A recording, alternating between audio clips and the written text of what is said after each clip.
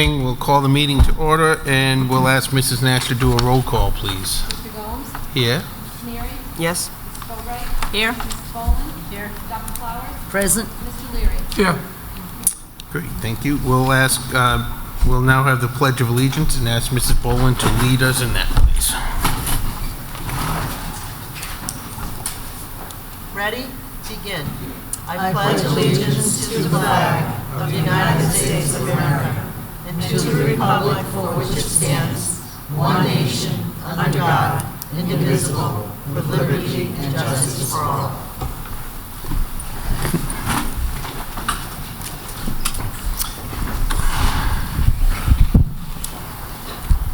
We'll now have a moment of silence. Please keep the following individuals in your thoughts and prayers. Agnes Pinto, mother-in-law of Julia Pinto and grandmother of Alexis Pinto, Pell paraeducators. Lois Martin, mother-in-law of Carolyn Martin, Pell nurse teacher. Manuela Barcelos, aunt of Candace Andrade, director of student services. Tony Vachon, uncle of Jane Perry, Pell library teacher. Yana McCants Bonds, aunt of Michael Browner Jr., TMS teacher. And Rose Kane, mother of Michael Kane, TMS custodian. We'll now have a moment of silence.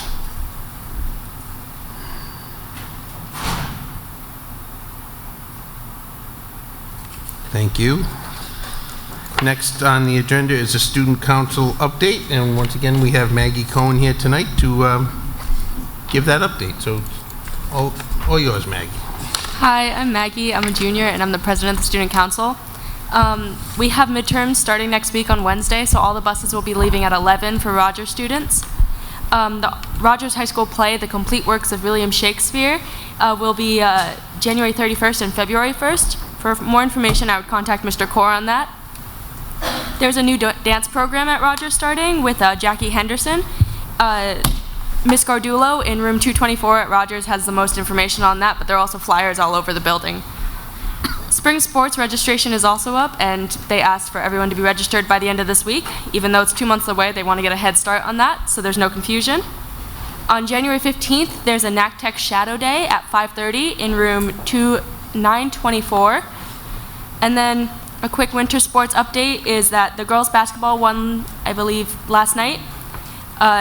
In track, Sam Bond won first in the weight throw. Logan Radcliffe won first in the shot put. The 4x200 was won by Eldwin, Peru, Angelo Cuevas, Dylan Walker, Nick Lockhart, and then the 4x400 was won by Eldwin Peru, Angelo Cuevas, Dylan Walker, and Will Farley. The girls swim is currently undefeated, and mock trial won their trial against Cumberland today in Providence. Great, good news. Thank you, Maggie. Any questions for Maggie? All right, thank you, Maggie. Thank you. Next order is presentations. First presentation that we have this night is a English language learner presentation, and Dr. Ronnie Lee Mooney is here to take care of that for us. How's everyone? Good. Good. So I wanted to put an update together for everyone so they could see the numbers that were reflected since enrollment in the summer, more specifically since September to the highest influx we had was about October, November, which specifically was the highest at the high school when we had about 42 since the first day of school enroll, and we had to immediately screen. So the process is we have to screen potential ELL students within 20 days of them enrolling and registering into our school department for right accountability purposes. So that's all the information that you see there. Sure. So as to date, Pell Elementary School has 170 English language learners. Thompson Middle School has 96, and Rogers has 110. And those are not including the E&E students, which are eligible but not enrolled students. Those are not required to have services by an ELL teacher. The parents or student had asked to be waived out of services, but we still have to give them the annual access test every year, which we are in the midst of right now. So I wanted to present that to you so you were up to date with that, and if you had any questions about any of that information, I'm here for you. Are there any questions? How many did you say Rogers had? Can you repeat? I'm sorry. How many did you say the Rogers had? 110. 110, okay. Mrs. Boatright? I'll ask a question. In your backup data, it shows a lot of improvements and so on, not in every case, but in many cases. Can you compare that to the previous year? I mean, I'm just looking for the good news, you know? Yes, so there is great news every year that we have the data. So a lot of the improvements and things that we've put in place this year is because of that data that we've had since 2011 with the access scores being digital. That's where I was able to find all of that backtracked information.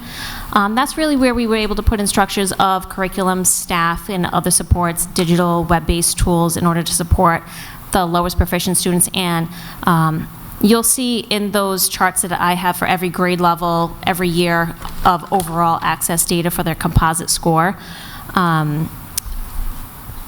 I wanted to put that in there also because of how many years they've been in programs. So there are supports for the newcomer students, there are supports for students that have been long-term English learners, 5 years or more in the program, and students that are just on the cusp of exiting or maybe have an IEP and what are the things we're putting in place.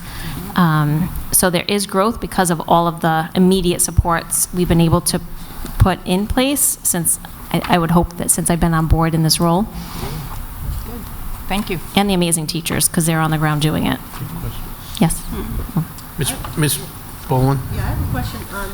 Many of yours at Pell, I like that you look at the country because that helps us to see, you know, which ones might be from war college families. But question for you, so some of them are listed as USA. Yes. So I just personally want to know, is that maybe because they just spoke Spanish at home since they were born here? Yes. Or is that they've identified this as their country?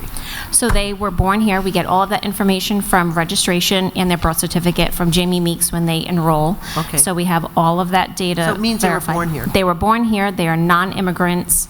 Any parent that discloses that there's another language other than English written on their home language survey is automatically screened for English language learning services.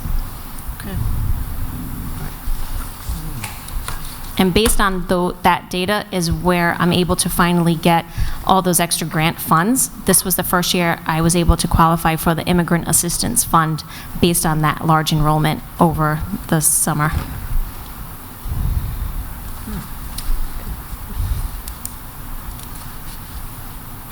Any other questions? Just an update, but I just wanted you to be aware. Nope, thank you very much. All right, thank you. The data is very interesting. Thank you. Thank you.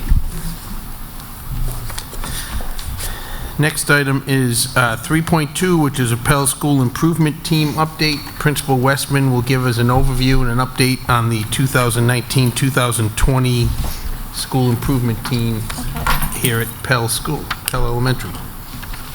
Okay, can you hear me? Okay, good. So we sent out earlier to the committee our draft of our school improvement plan for 2019-2020.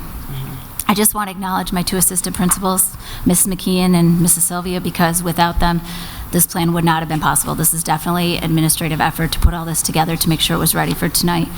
I can't work out of, I need a team, so it was a good team. We also noticed when we were reviewing the plan to present tonight that it needed to be updated with community members and our parents. We had just not added them into the draft form. So on the computer, if you look at it, our members are added, our community members and our parents.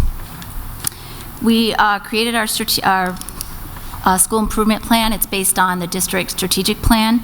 It's also based on data that we collected from SurveyWorks, RICAS testing, STAR testing, and then surveys informally that we took with parents and teachers. One thing that, since I've been the principal at Pell, that we're struggling with in creating a school improvement team is time. Teachers are very busy, parents are very busy, so to ask the parents to come to more than one meeting a month, it's really, really hard. Although all parents want to be involved and be part of it, your lives just are busy, especially when you have elementary school students. And a lot of our teachers are parents. So we had to start thinking about outside of the box. How could we get teachers involved and how could we get parents involved so that we have a bigger representation of our population? So we started thinking, anybody who knows me as the principal, I'm a big piloter. I like to try new programs out. That means we don't have to fully commit. We try them, we see if they work, and then if they work, we keep them. So my teachers know that's my favorite word, is pilot. So what we decided to do is, to get more teachers involved, we have now dedicated a staff meeting about every month and a half, and all of our teachers in the whole school are part of our school improvement team. So that's pretty neat. And then the biggest attendance event that we have is PTO for parents, so we decided to dedicate 20 to 30 minutes of our PTO time towards that, so then parents only have to come out once a month to talk about that.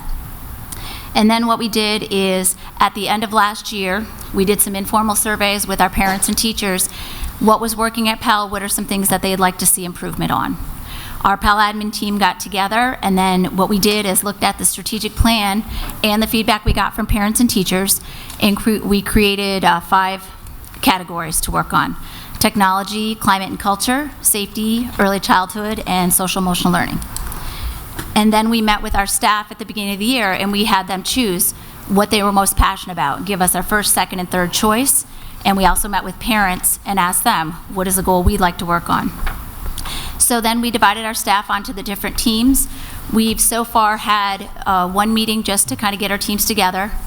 We've created these draft goals with our teams, with our parent group, and with our teacher group. And our next steps are to kind of put in a timeline on how to implement these plans. And so that's kind of where we're at. The other part of it is, once we have these goals, how do we get them out to more, the population, the parents, and stuff like that, and get more people involved? So those are just our next steps right now. So I don't know if you have any questions. I don't have a question particularly. I just it's an amazing piece of work that you have done. It's really, really, really impressive.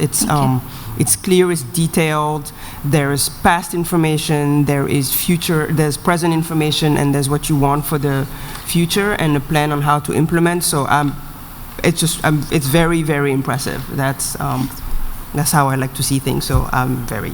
Well, it's a community effort, so that's what's great. The teachers, it's nice to have.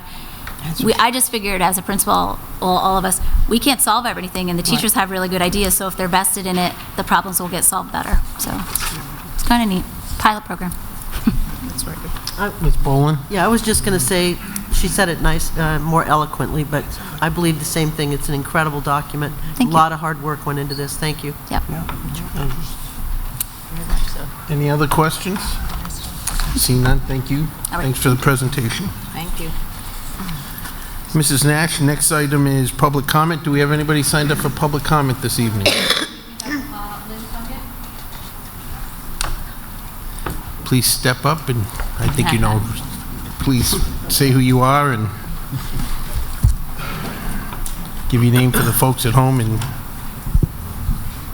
Well, I don't know how low the microphone will go. I'll stand on my tiptoes. you can take it off and hold it if you want, Lynn, if it's... Oh, that's okay. It's kind of nice, the view up here. Okay. I wanted to come this evening to let the school committee and the superintendent know about the 3rd upcoming forum, the future of our island high schools. And the speakers for this forum are going to be the high school students themselves. So kind of following on the Pell principals' theory of get the people invested in the process is the theory behind this. The forum will be Wednesday, not my best night, but Wednesday, February the 26th at CCRI. And we're going to be recruiting 2 high school students from each of the 4 island high schools to come and be the principal speakers. And after their presentations, kind of have a breakout session with pizza and soft drinks in the lobby there at CCRI, and have the kids move around to different tables and that type of thing and talk about larger issues.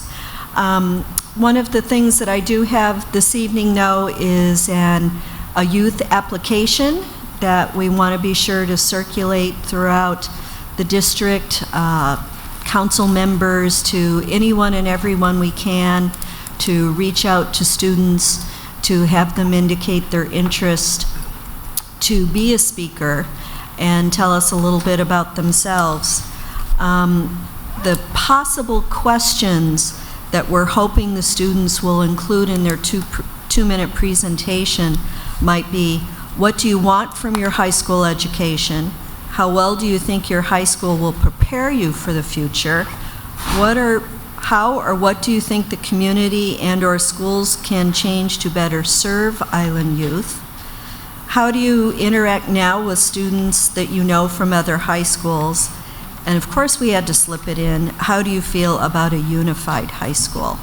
So the goal is to find interested youth who would like to talk about the future of the high schools, and then in some small sessions prior to the forum, have them meet with one another. We're going to be working with Fab Newport to help facilitate the presentations that night. So I have a copy of the application. If anybody would like it, I'll leave it with Ms. Nash, and we welcome your support. And moving forward, CSU has also been informed about the application, and like I said, we're hoping to have representatives from all 4 schools. That would be the Met School in addition to 3 communities. So, any questions at all, or no?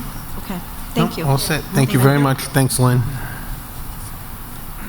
Ms. Nash, any other public comment? Only for agenda item 5.1. Okay. So we'll move into the next item. Next part of the agenda is action items. First action item is 5.1, request to reconsider moving pre-K students to Pell for the 2020-2021 school year and enter into a 1-year lease with Middletown for space at JF Kennedy School in Middletown. This is last month at the meeting, we had approved moving the pre-K to Pell School. Upon doing that, Middletown contacted us and asked if they would present the lease, if we would reconsider the vote and consider the lease. And that's what this item is they have sent us a 1-year lease, and this is a request to reconsider moving the pre-K to Pell. So at this time, I would ask for a motion to consider the action item as presented. So moved. There's a motion by Mr. Leary. Is there a second? Oh, second. Second. We have to second, Mrs. Boland. So the motion's been made and seconded. Any discussion? Mr. Chairman, I'd like to defer discussion if possible, and let's hear from the audience members who signed up. Okay. Prior to that, any discussion by anybody on the committee? I would also... Mrs. Boatwright, go ahead. Sorry. I'd like to have Mrs. Westerman also speak to this issue with her thoughts from an educational standpoint. After? She'll do it after. So she'll do, okay, we want to do the You should public. okay. Okay. Excuse me, Mr. Leary? Shouldn't we do the public first, or no? Sure. Happy Yeah, to do Yes. it. We'll do the public first. Okay, first we have Ella Kimes and Emma Brown.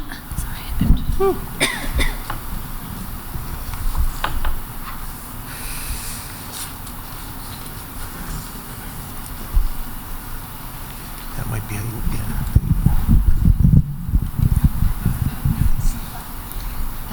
Good evening. My name is Ella Kimes, and I am a 3rd grader and a part of chorus at Claiborne Pell Elementary School. I am here tonight to ask that the music and chorus room stay. The music rooms are better than regular classrooms for the students and teachers because the music teachers will have all their teaching materials in one spot, and they will have lots of choices of what they are doing next if they have all their chorus and music materials in their own room. Another reason is that the chairs are different. They are bigger and they are more comfortable. There is more space in the music room. Thank you.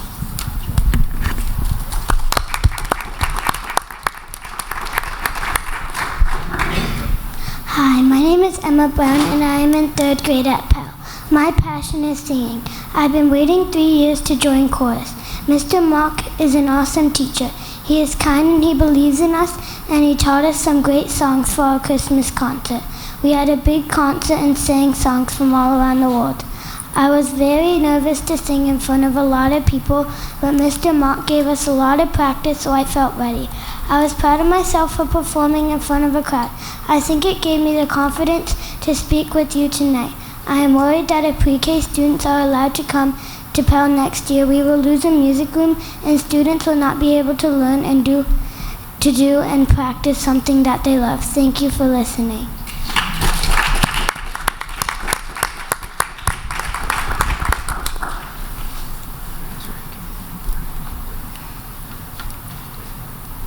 Mrs. Nash? Mr. McEnany?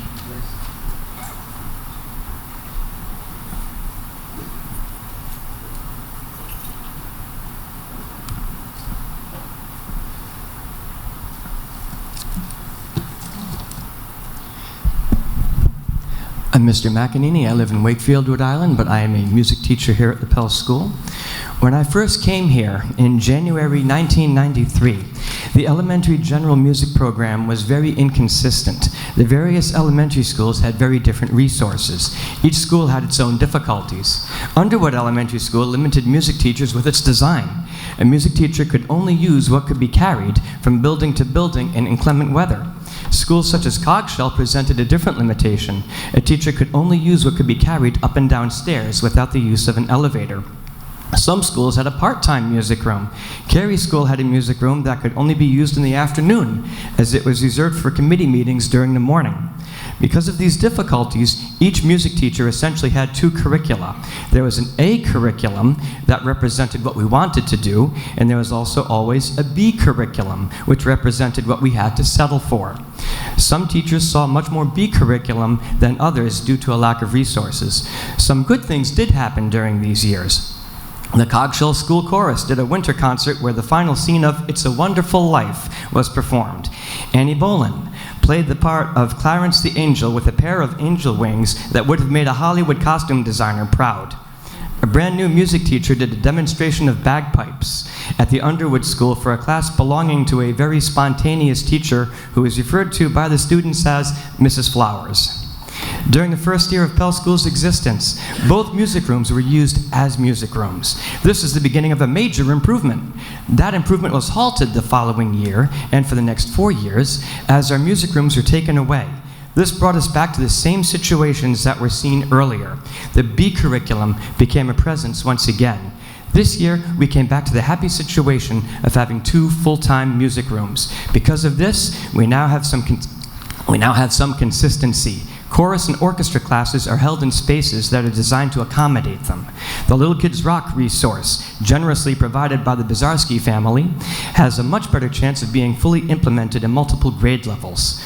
We are back to using the A curriculum. If we lose a music room next year, we will again be stepping backwards. Our best resources will only be usable in classes that have access to the remaining music room. I know what you're thinking. Put the instruments on a cart. Let me tell you about that cart. It takes a very large cart to transport 25 keyboards or that many ukuleles with music playback equipment and resources. We have used such a cart as recently as last year. Maneuvering it into and around classrooms with the present design is difficult at best. The back of the cart actually has to be lifted up off its wheels to make it happen. I have with me the x-rays that my doctor ordered last spring as a result of back spasms that nearly immobilized me due to this heavy lifting. I'm not going to sacrifice my spine again. The absence of a music room will result in the necessary implementation of B curriculum.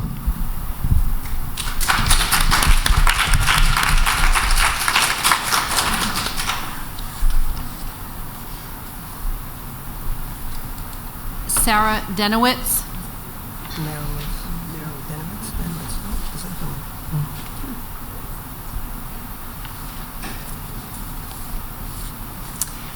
So I would also like to add my support and express my concern that the relocation will compromise the music room. I'm a parent of children in the Pell School. I'm a formally trained musician. I have a degree in classical performance. And just, a huge part of my experience growing up in the school system, not in Newport, but actually in Wakefield. But, it was a huge part of my academic experience. And I think that it's critically important usually the art or music are kind of the first to be cut or compromised, and it's critically important to the value that those kinds of skills, they complement the mainstream academic course load. There's all sorts of skills that they provide, and I think it would be a significant loss to lose and have to go to the B curriculum, as Mr. McEnany said. I was so impressed when Pell was first built to hear that there were 2 music rooms and they had, special accommodations, and I thought how wonderful, and then was so disappointed to learn that for many years they haven't been able to be utilized properly. So I just wanted to add my support to that. Thank you.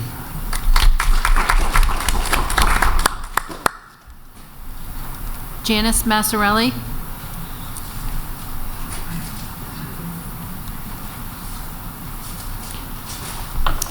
Hi, my name is Janice Massarelli. I've been a Newport pre-K teacher for 23 years now in Newport.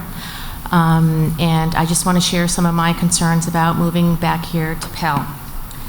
First of all, I just want to state that it's not just a matter of having 3 classrooms come back here to Pell. There's a lot more to it. We have the early childhood coordinator who needs space. We have the child outreach screeners that need space. We have meetings that need to take place in addition to the meetings here at Pell.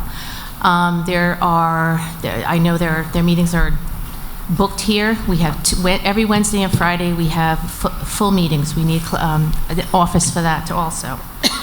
I just want to say that Pell is overcrowded as it is right now. We need space for additional OT, speech and language, space, like I said, for the child outreach screeners, early childhood coordinator, space for testing for the child outreach as well. There's meeting spaces needed, and we have a sensory room. Our sensory room is a complete classroom, and the sensory room here at Pell is a little tiny room that is shared with the other OTs. It's shared with, they're servicing the children in there.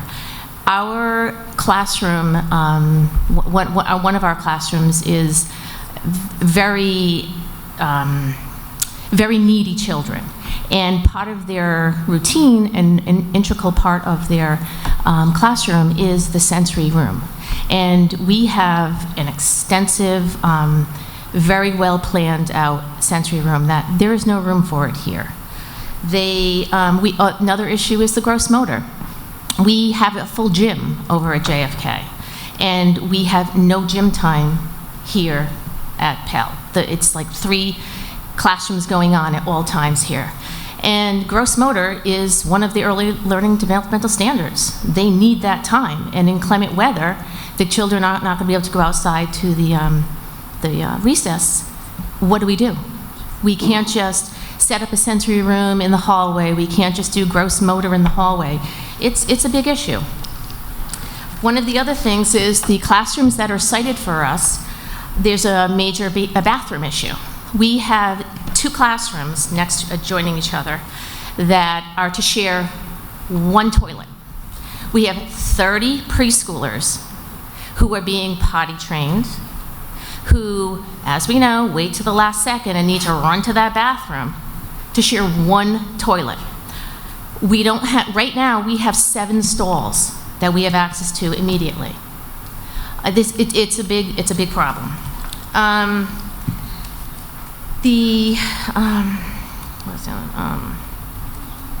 All right.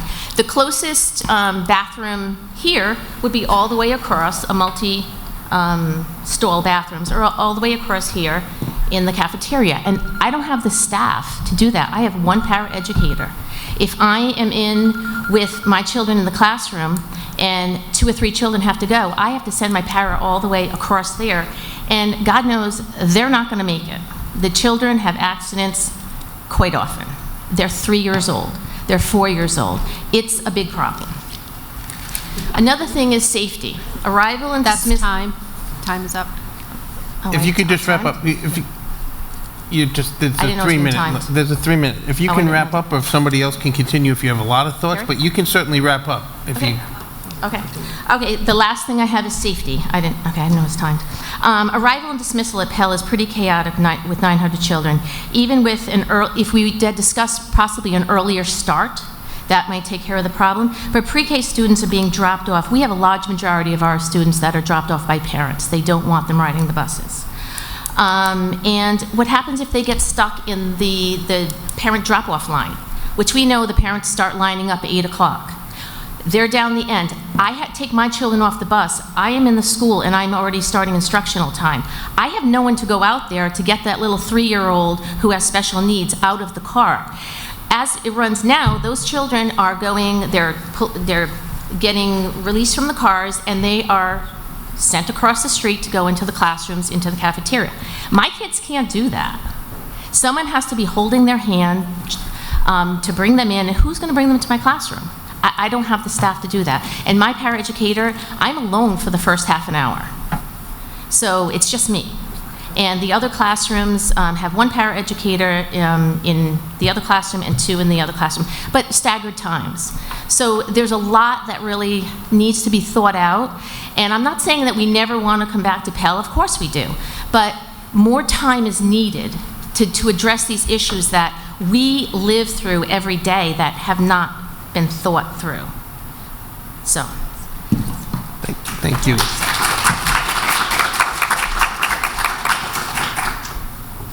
Carrie Smith. I am Carrie Smith. I'm the occupational therapist, one of the occupational therapists for the district, and I mostly spend the majority of my time at the preschool. I also do go to the high school, but pretty much what Janice said, I would second that. We know that we're going to be coming back here. It's a beautiful school. We would want to come back here. It's just we feel like everything is being rushed. And if there's the opportunity that Middletown is willing to extend the lease for a year, we take that time to really think about all these issues. Like Janice said, it's not just 3 classrooms. It's really a lot more than that. And we do have a program of significantly delayed children with special needs that part of their daily schedule is our sensory breaks. And it's not just one break a day. It's you do an activity, you have a sensory break. You do 2 more activities, you have a sensory break. And it's in their classroom right now. To ask a child with autism that has difficulty transitioning to walk from the classrooms, the hallway down there, into this room over here, which is the PT-OT room, which is also the sensory room. At any point in time, you could have other students anywhere in the school coming down for a sensory break. You would also have one of the other OT, Erin, perhaps servicing students. You would have Dr. Olson, our physical therapist, servicing students in there at the exact same time. Plus, we also have an OT assistant who would be servicing students in there. So at any given time, you could have all 3 of those providers servicing students. I don't know where I would do it. If I was here, we'd figure that out. But also have other kids having sensory breaks in there, and our children, there would be no room. Our children are still learning to be in school. They're still learning to follow directions. They're just learning to be with others, and to put them in a chaotic environment like that is just, it's detrimental. So I would just, again, JFK isn't perfect, but it's working for right now. And I think we just need a little bit of extra time to really think out all of the different issues and come up with a plan to support our students. Thank you.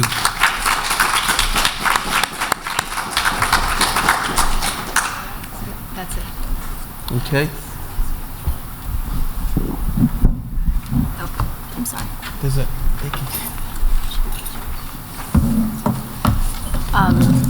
I just having Candace come up because this affects her as the director of special ed, and then Mrs. McKeon might have some input because she works on our school improvement team for the early childhood, so she might have some input and answer different prospects of the, different questions that they had. Did you want to ask me questions, or do you just want me to address some of the things that they presented us? I'm sorry. But both, if you want to address some things first, and then we can ask questions. Okay, so I just want to start with, I am a big supporter of keeping the music programs and the art programs. That is never my intent to not have them. The reason they're open, we have all of them this year, is because of the redesign that I've been able to do, and that's never our intent. And we agree that the music rooms and art rooms should be used as they should be. Also, there's no guarantee that we are going to have to close a music room. That is a possibility on the table right now. That could be a possibility based on our population. So I just want to note that. In regard to one of the things that I noticed in the presentation is we talk about providing music to the students at Pell. However, the pre-K students also get music at JFK, and they're traveling to JFK to provide music. So it's just as important for those kids to have a good music curriculum. We're traveling, they're having limiting, programs there because the music and art teacher have to travel there. If we were in the school, those students would get music on a regular basis.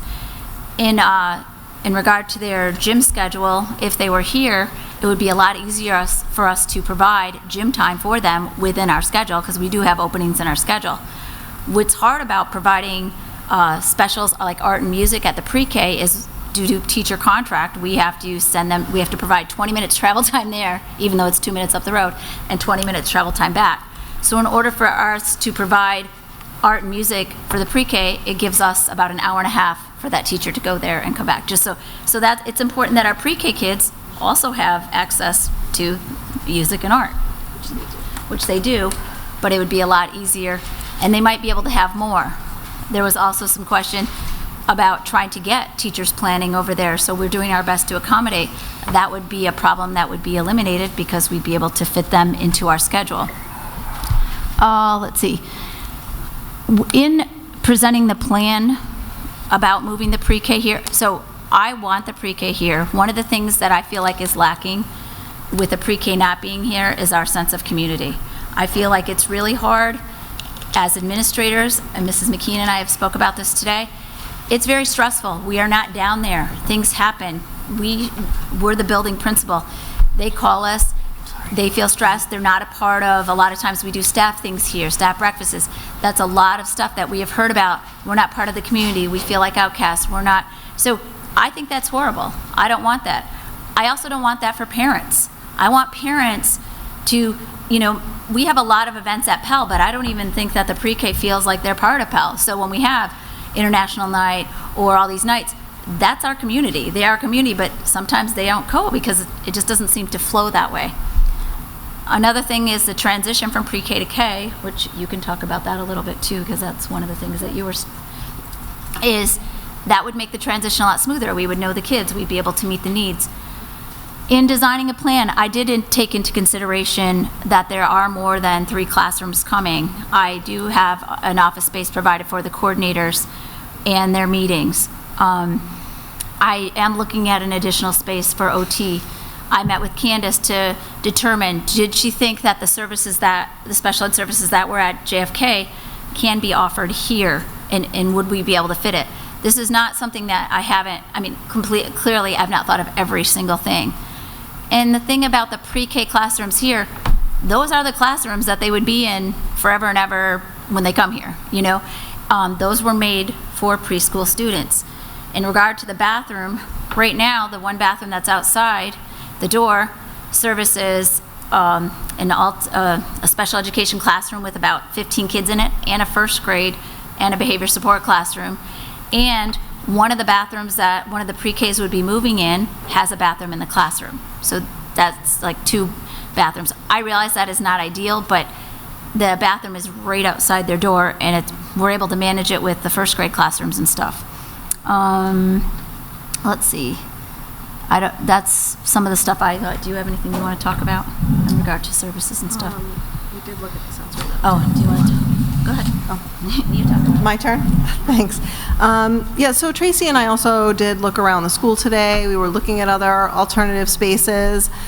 We did find a couple of other spaces so we could add another sensory room that would be either specific to the preschool or pre-K and K, as well as some areas within the classrooms are quite large that they will have here for about a classroom that's about a little less than 2/3 the size of the classes that are in there now.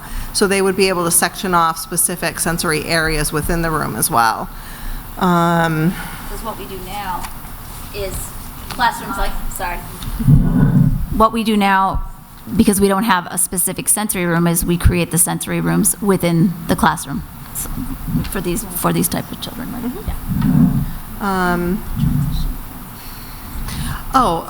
The transition for students from pre-K to K, by being here, any K teacher who had a question about a pre-K student would be able to just ask their neighbor, because they would be right here. I think sometimes now there's a disconnect because they don't really know the teachers who are down there, or it doesn't feel like something that's easily communicated. Even though it's only 2 miles down the road, it's still a whole separate program right now. And if they come here to Pell, they're not. They're part of the school, and they're part of the school community.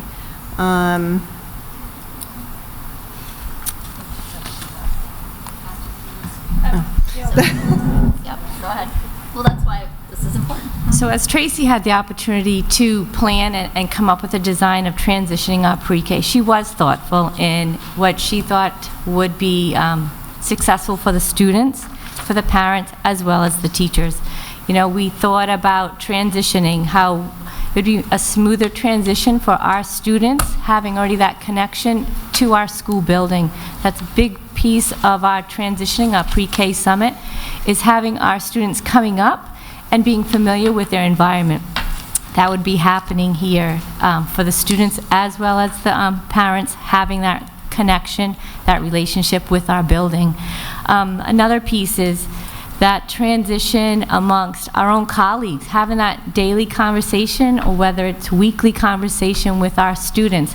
Our pre-K students are our students, and for some reason, you know, that 2 minutes away, whatever it may be, they're still our students, but we would have more of a daily connection and finding the right placement when they do come to kindergarten. So we were thoughtful in those pieces. Oh, the other piece was our translation, providing translation for our L population. That's here. Dr. Mooney has done a nice job having 2 days a week, having a translator here. So again, we were thoughtful, and they are part of our community, so it'd be nice that they're here with us in the building. Regarding buses, it would be a smooth transition. I believe it was Janice said within our 800 students. Their numbers are in our population, and we have a smooth, safe. We do have sometimes, you know, students do get returned, but they come here. So when students from our pre-K, no one's there to pick them up, they come back to our school here at Pell versus to the annex. So that's already in place to support them. I also have concerns about the building in Middletown. From working with the teachers there. Sometimes the heat, sometimes the rooms are too hot. We've had to be called there for boiler shoes. Sometimes they don't get fixed right away. That also, the air quality, we've had that tested down there. So those are some things that have been brought up over the years that aren't going away right now. There's still concerns, I don't know. And the other thing is, to their point though, this plan won't work if we don't add things in, like more parking. Like we really have that stuff. We add more storage here. They can't just be dropped here without the careful planning, to their point, because if they just get put here and we don't add in all the things that we talked about in the previous plan, it probably will not be, it won't be successful. So that's just the other part of it I wanted to say, to their point, to support them. So. The internet, what is it? I'm sorry. So right now, the internet down there, we do not have internet. We're using Head Start internet. So they would come here, it would be more reliable and consistent, I believe there. There's areas that it doesn't work. So again, it's that smooth transition, being thoughtful to transition them correctly and properly here to our community. Is there other questions that you have? I'm sure there are some questions. Any questions for?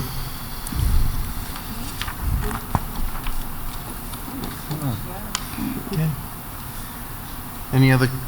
Any other comments? Yep. Oh, Mr. Neary. So I want to thank everybody for speaking. I think in particular I really want to thank the staff at JFK, because it was nice to hear what the issues are going to be, you know, in terms of moving back here. But I want to say now, for the record, that I'm going to vote for my kids, I call them my kids, my Newport children, to be back in their building. This is a pre-K through 4 building. It's always been a pre-K through 4 building. We built pre-K classrooms. I was on committees when we built specific pre-K classrooms. Our children have never been in the building that is theirs. We've always shipped them off like their second thought. Like, wait, we don't have enough room. We'll just ship off the kids to Middletown. We'll just ship them off. We'll just ship them off. That's not right. This is their building. We built it with the pre-K in mind. We built the classrooms. They were specific pre-K classrooms, and we've never used them as pre-K because the little ones were like, well, they won't care, they won't mind, and we shipped them off. So I'm telling you now, I want my kids back in their community. I want them back here at Pell. Is it going to be difficult? Yes, so thank you for bringing up all of the issues, because we have 8 months to figure them out. And I'd rather figure them out in 8 months than trying to get them here in the middle of construction when we're building an addition. So let's get them here. Is it going to be rocky? It could be rocky. It was rocky when Pell was first built. That first year, we all know, was rocky. It's gotten better. So for my sake, and I like the transition. I like the concept of transition, having all of them here so that they're in the building and they go from pre-K, where they're really babies, to kindergarten, to 1st, 2nd, 3rd, 4th grade. We get them through, we prepare them, and then we send them off to another building, 5, 6, 7, 8. So I like that thought. I like the thought of all of us being together as a community. So that's me. The other thing I want to think about for music, my child is in this building right now. And if we have to take a music classroom away, my child gets affected. So I'm not saying this as it's not theoretical. Also, and I have a 5th grader, so it's also not theoretical that for 4 years, we didn't use the music and art rooms the way we built them. This is not a theoretical argument for me. My 3rd grader will, if we have to lose a music classroom, she will lose that classroom. She will lose it.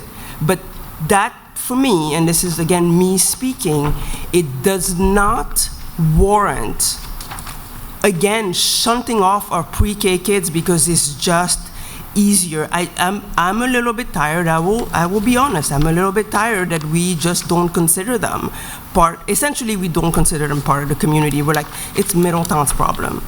And on the fiscal side of things, Middletown is not my building. It's not your building. If you're a taxpayer, it's not your building. We passed the bond for this building. We own this one. And when we do renovations to a building, to any home that we own, we don't rent another thing.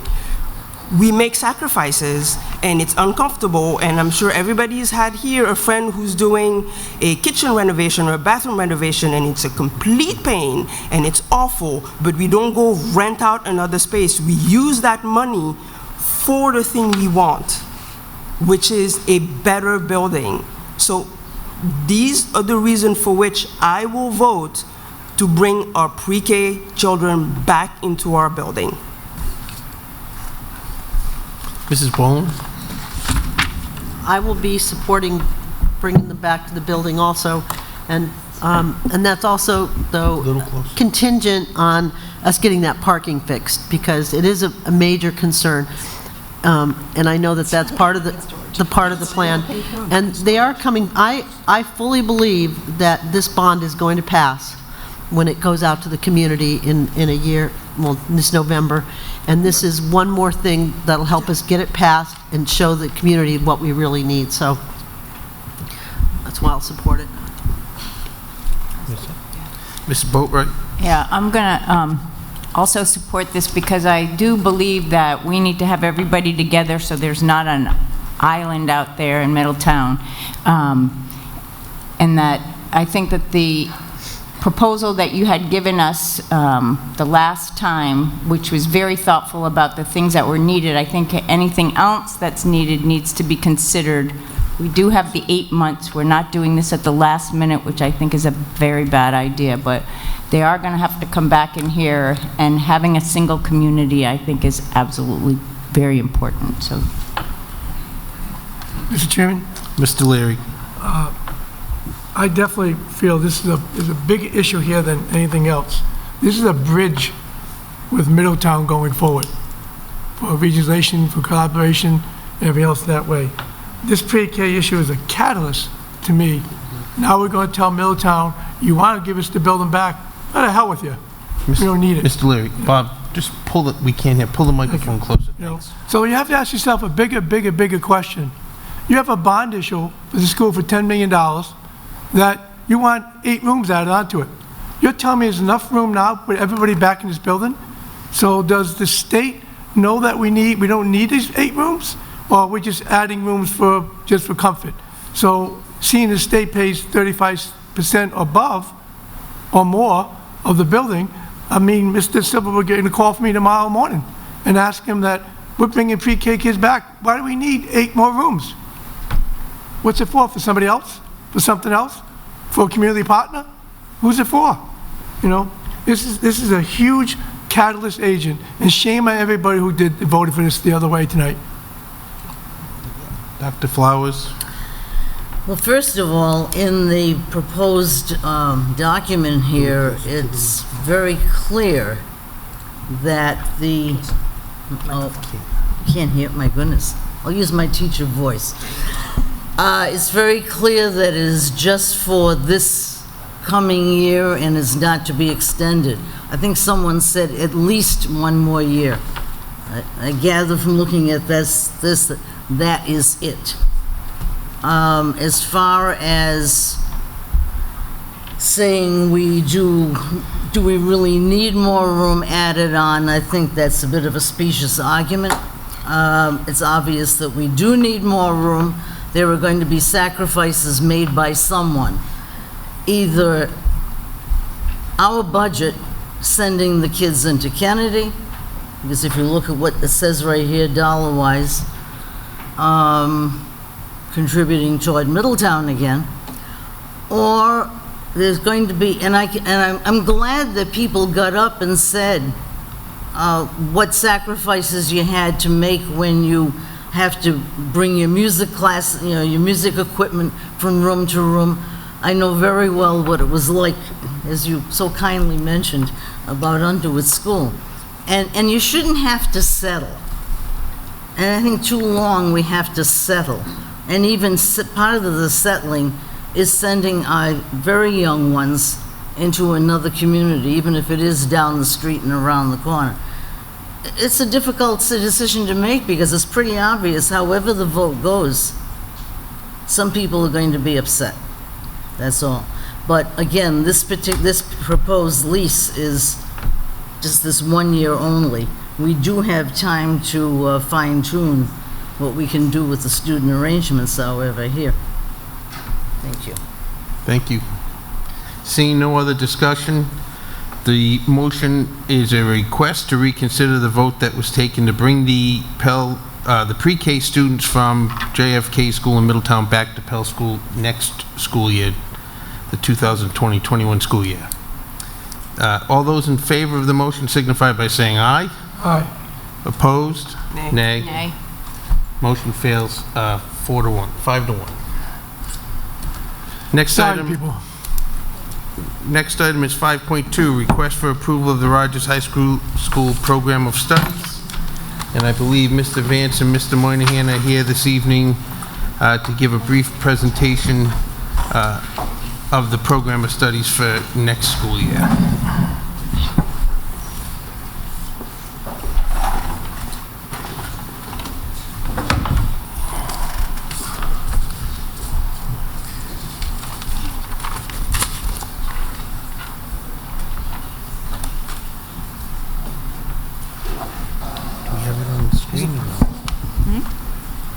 Do we have that presentation for the TV or no? Yes. Okay.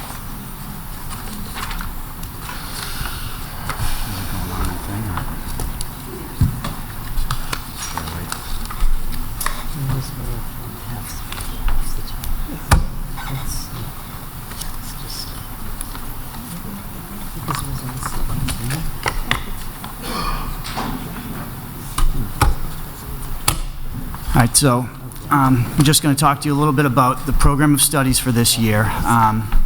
There are some minor changes and updates that we'll point to. The biggest focus this year is shifting the timeline up to a February 1st focus for getting course selections in. The significance of that is that we'll have a lot of information about what students are interested in taking. We'll be able to make decisions about staffing with a lot of time on our hands before the year ends, and we'll be able to start the scheduling process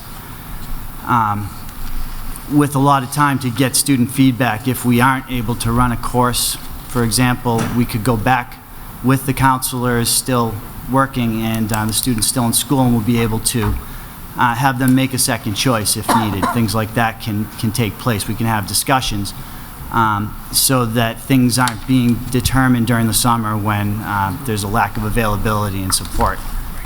Also, with regard to the program of studies, we're focusing again on the 8 to 9 transition, trying to continue to improve what we do for the students who are coming up and joining our community up at Rogers High School. So, some changes and updates. One course that we aren't running, that we aren't putting in the program next year, that's been in there the last couple of years, but it hasn't really been able to run with fidelity. It's the SAT preparation course. We're working with teachers in several of the departments to embed support of the SAT, the PSAT, that type of testing into the curriculum. That is what we are, as a state, having for our high school assessments, the RICAS for the lower levels, but for us it's the SAT and the PSAT. So we really need to focus on that in English and in math and in social studies and science. A lot of the questions have science and social studies bases, so we're in need to have that on a daily basis to be supported so that our students are ready to take those tests rather than having a separate course that only some students can take. We're working with the middle school to update our Essentials of Computer Technology course. It's a requirement for all 9th graders. We're making sure that we're not duplicating the efforts that are being made at the lower levels, and that we're strengthening that so that students have the Essentials course actually helps students to be ready with all kinds of things such as senior project and doing presentations and using the technology that they're going to need, that their teachers are requiring them to use throughout their high school experience. So we're working on that. And then we're updating our music program to, we call a course right now Rock Band. Modern Band goes with the Kids Rock curriculum that I believe is throughout our elementary and middle schools as well.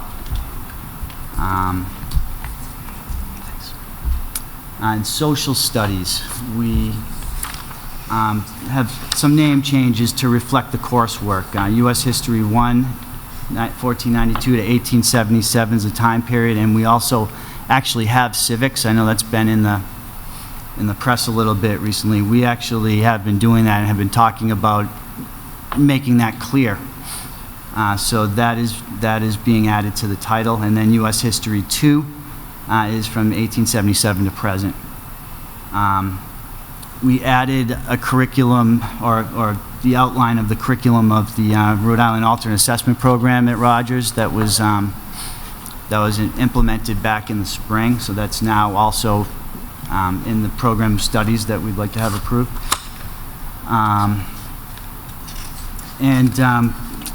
The career tech programs, the beginner, intermediate, and advanced levels are now titled as such. Students can take 2 years of the advanced level and have internship experience and or take advantage of college coursework. So as I mentioned earlier, the initial course selections are to be completed by February 1st. The NACTEC applications are due on the 14th, so that'll give us a lot of time to figure out what we need to run, what we need for staffing, and to answer all those questions and sort out any possible issues that we might encounter. And again, this is redundant, but the counselors are going to be there. They'll have a lot more time to support students, and I think that we'll see a lot of benefits from that. If I can move on and just talk a little bit about what we've done for 8 to 9 transition and what we're doing. We integrated our NACTEC Shadow Day and turned it into an all-day event for the 8th grade. We did it last Monday. Yeah, we got some initial feedback actually from the students. We did a post-survey, and it was overwhelmingly appreciated and liked. I think the teachers liked it as well. The teachers got to hear a lot about our programming, which will help them to support the students while they make course selections. And Flo Hazen, the 9th grade counselor, and I are going to go down I think it's next week, to help the students with the course selection further. Yeah, we incorporated the whole school. We had some student voice there. The kids actually shined, some of our older students. I was running my own session, so I didn't get to see it, but the feedback I got from that was that the students really stepped up, and we would have been proud had we seen what they had to say. They were very good. They showed some leadership. And they spoke well to the kids, and the kids, I think, that was probably a highlight.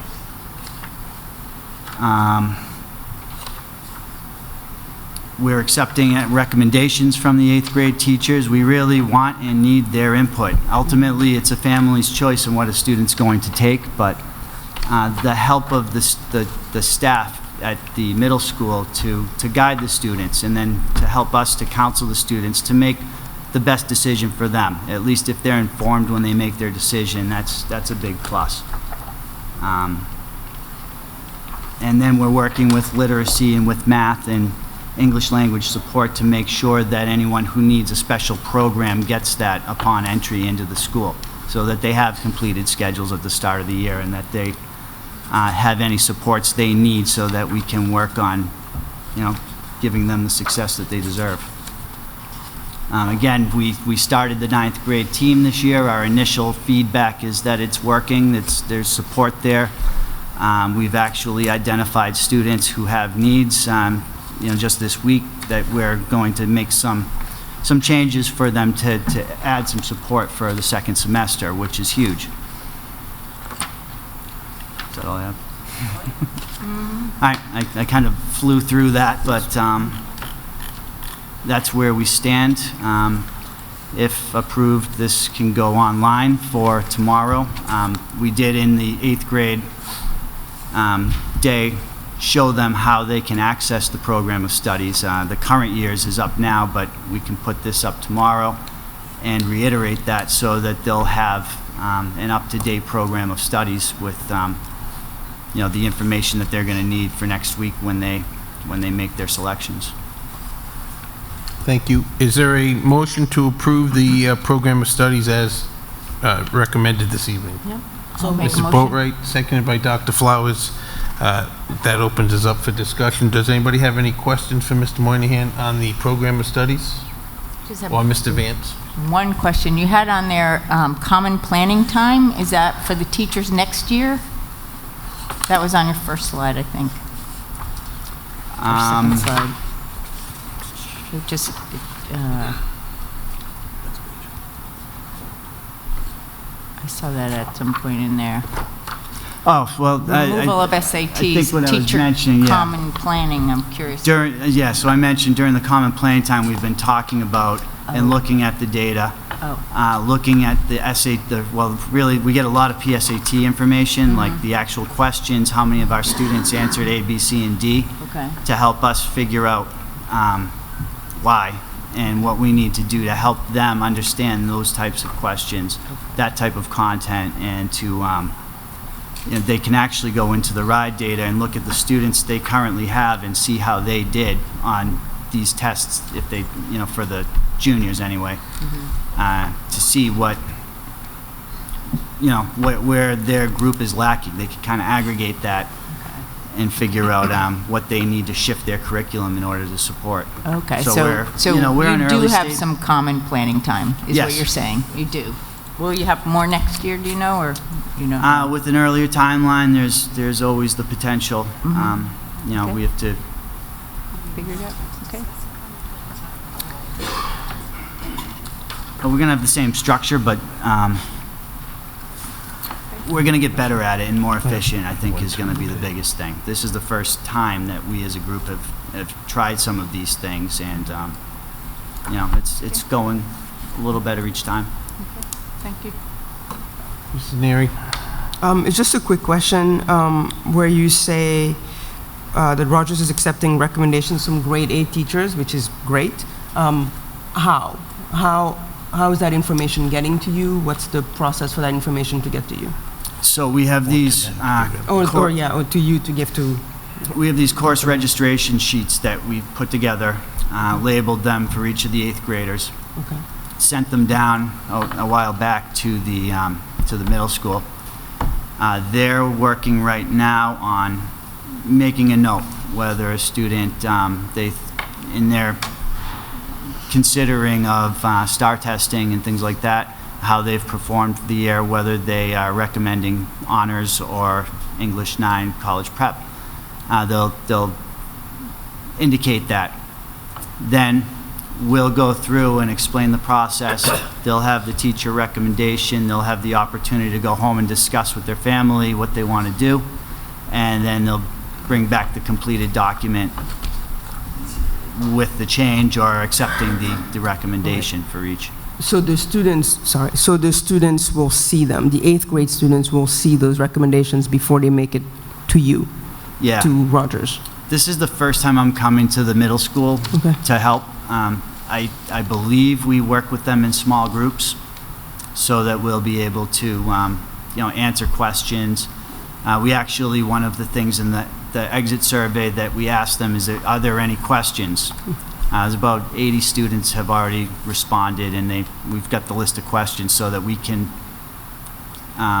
target our presentation to answer any of them. Right. I think but this is more for the Thompson team. I just want to make sure that the students have input in what they will be doing in 9th grade, because certainly counselors will recommend based on grades and based on, so they'll have all those things just to want to make consider, sure the students, and then ultimately we ask that the parent sign off on the document, and that signature is that they're agreeing with, or they make the changes and that they've seen those changes, and the student has to transport it back and forth, and we'll meet with them to help them with electives, explain that you might have to make a second choice because you're a 9th grader and you may not have room for everything, or there's conflicts, and if you're in a program, sometimes the career tech program limits some of the other choices, things like that. But they get to choose.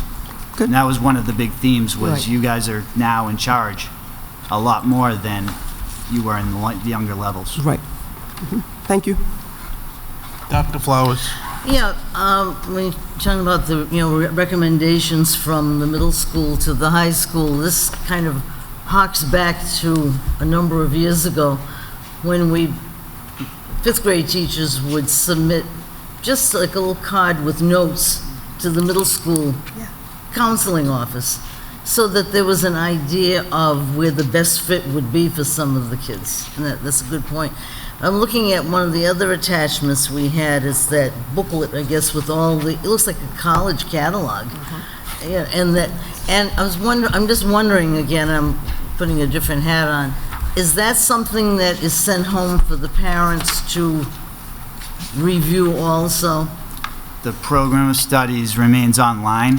Yeah, I was gonna say, does it sign, do they sign off that they've read it? I'm just wondering because I'm just going here very quickly, and quite often you get a comment, and just for a few folks, oh, it's too bad they don't teach this or that and the other thing, and there it is, right here. And I think sometimes it's good for people to have these available so you can look at it and say, well, the prerequisites for a course, all that sort of a thing, is really quite handy. And you're looking here too with what comes under the essentials of computer technology, all that kind of thing. That when people have these documents in front of them, or online, I mean, you can get them this way too. Yeah. It's just sometimes it's things that should be reviewed periodically, even with the students themselves. Once in a while you have to remind them of what's available to them. It's just a thought that I had here. Yeah, I mean, I think in years past, I know, it's been a while since I've been a part of printing, but we'd go to the printing press place and spend a lot of money on where the best making the copies, and then some kids would use them, some kids wouldn't. The online world has kind of eliminated that. It's just an easy way to cut an expense. What I want to do is send an email with a link to this to explain we're in the process to parents, make sure all the teachers are aware and the students especially that this is here's what's in there. Yeah. Click on this link, the table of contents will lead you through each program, all the courses with descriptions, make sure you read carefully about prerequisites and recommendations and things like that. So, I mean, we can send that out tomorrow, and at least a majority will be well aware, and they'll all have access as long as they look at their email. And well, that is awesome. I have another question after that. Good. I'll go to you. Just a suggestion on that, could we possibly send it closer to when they're scheduling the classes? I think if you send it tomorrow, it'll be lost, quite honestly. Is there a way that when do the students traditionally start registering for the classes for next year? Next week. Well, right now, the counselors are going into English classes and explaining that this process has begun and giving some incentive to get the kids to start making choices. Okay. So we're looking, and once that happens, we still have this paper element. We haven't found a good way to do it without that. So the counselors have to divvy them out, have the kids do it, get it back, and enter those requests in digitally by February 1st. That's been the deadline. Okay, so I would suggest that you make the parents aware, that it would be something new to send it out that they're aware of the program of studies. I do have a question as well. With the AP courses, I know with the new schedule, we've talked about providing some type of information of when they're going to be offered. I know they're not all being offered like they were, and I thought there was going to be something in the program of studies, and I thought I saw it, but there is nothing like a schedule of when the certain classes are going to be offered? For the only one there is the AP biology and the AP chemistry, and in the descriptions I underlined that one will be running next year and the other will be running the following year. I didn't know how else to, if you look in the science section, I think it's in the 60s.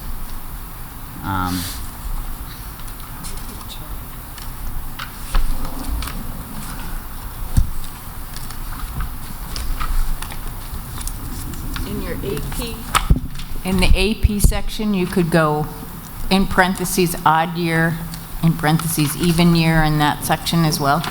Yeah, like under advanced Could do placement that. courses.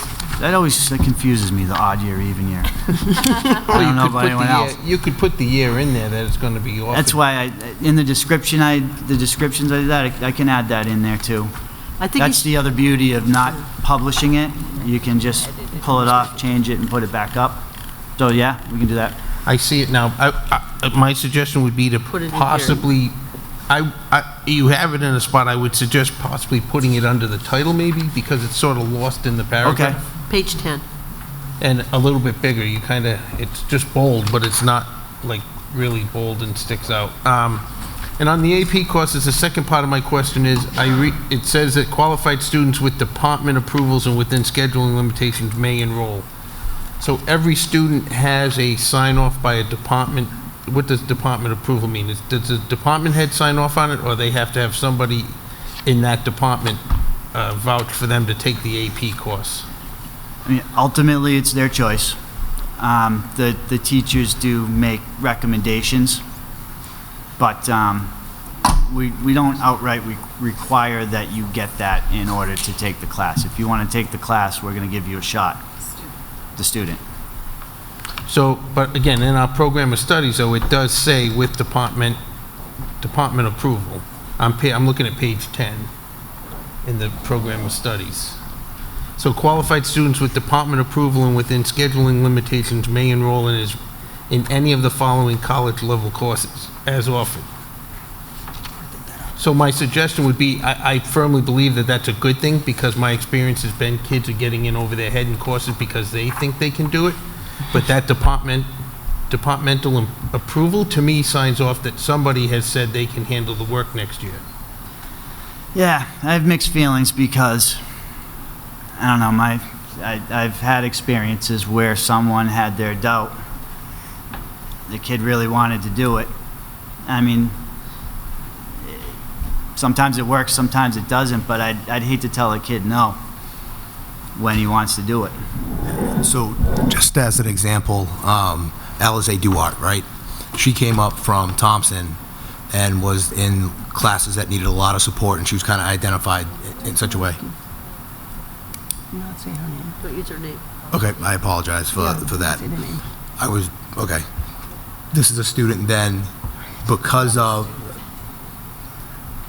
as they were going through their career at the high school, decided that they wanted to push themselves, and started taking honors classes, and then started taking AP classes going into their junior and senior year, and are hugely successful right now. So we're trying not to have any kind of roadblocks for kids to make a choice to challenge themselves to take an honors or an AP course when they're going into that selection process. Right. So from our perspective, kids and families are the ones that make those choices to go in, because they're the ones they're going to have to burden the work and put in the time and effort. And if they're in a place where they feel they can challenge themselves, they're going to do that and move forward. And our staff is fantastic, where if a student comes in that is maybe struggling, they're offering a huge level of support to try and get those students through those courses. So I like that there's some checks and balances, but ultimately it comes down to a student's choice and buy-in to taking those classes. Yeah. So my suggestion would be then alter that sentence in the program of studies. Ms. Boland. I have a question on AP. So just to make sure, all AP tests are paid for by the district. Is that correct? And you ask the kids to take them. So you sign them all up. Do you have a problem with kids not showing up for them? And because I know it's like a $90 fee. Like, do we have anything fall back on that?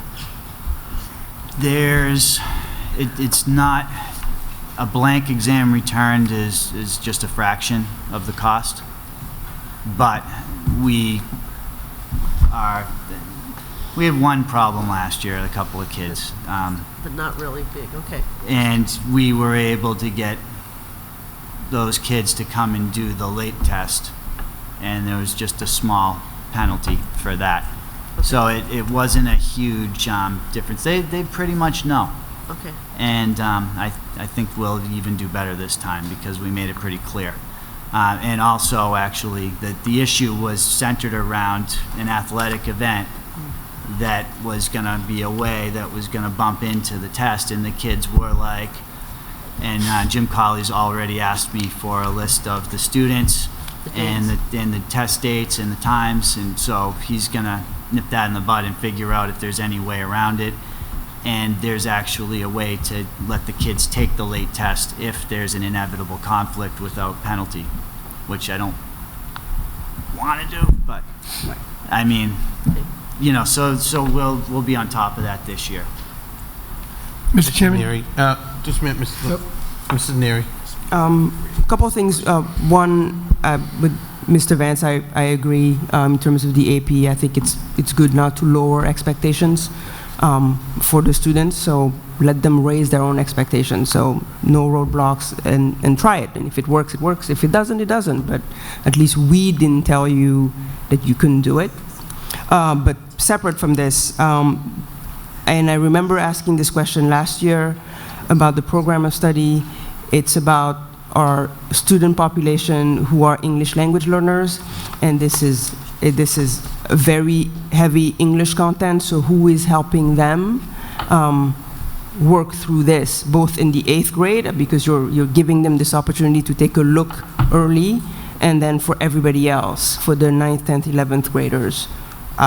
What are we doing for our English language learners and their parents? Because they might be, well, they are English language learners and they're learning the English language. Their parents might not know English at all, or may not be able to read it. While they may be able to speak it, they might not be able to read it. So what are we doing for them? So we have been providing some support for kids to be able to access the material in the program studies. So if it's a language barrier, we make sure that there's some level of translation, that they understand exactly what they're signing up for.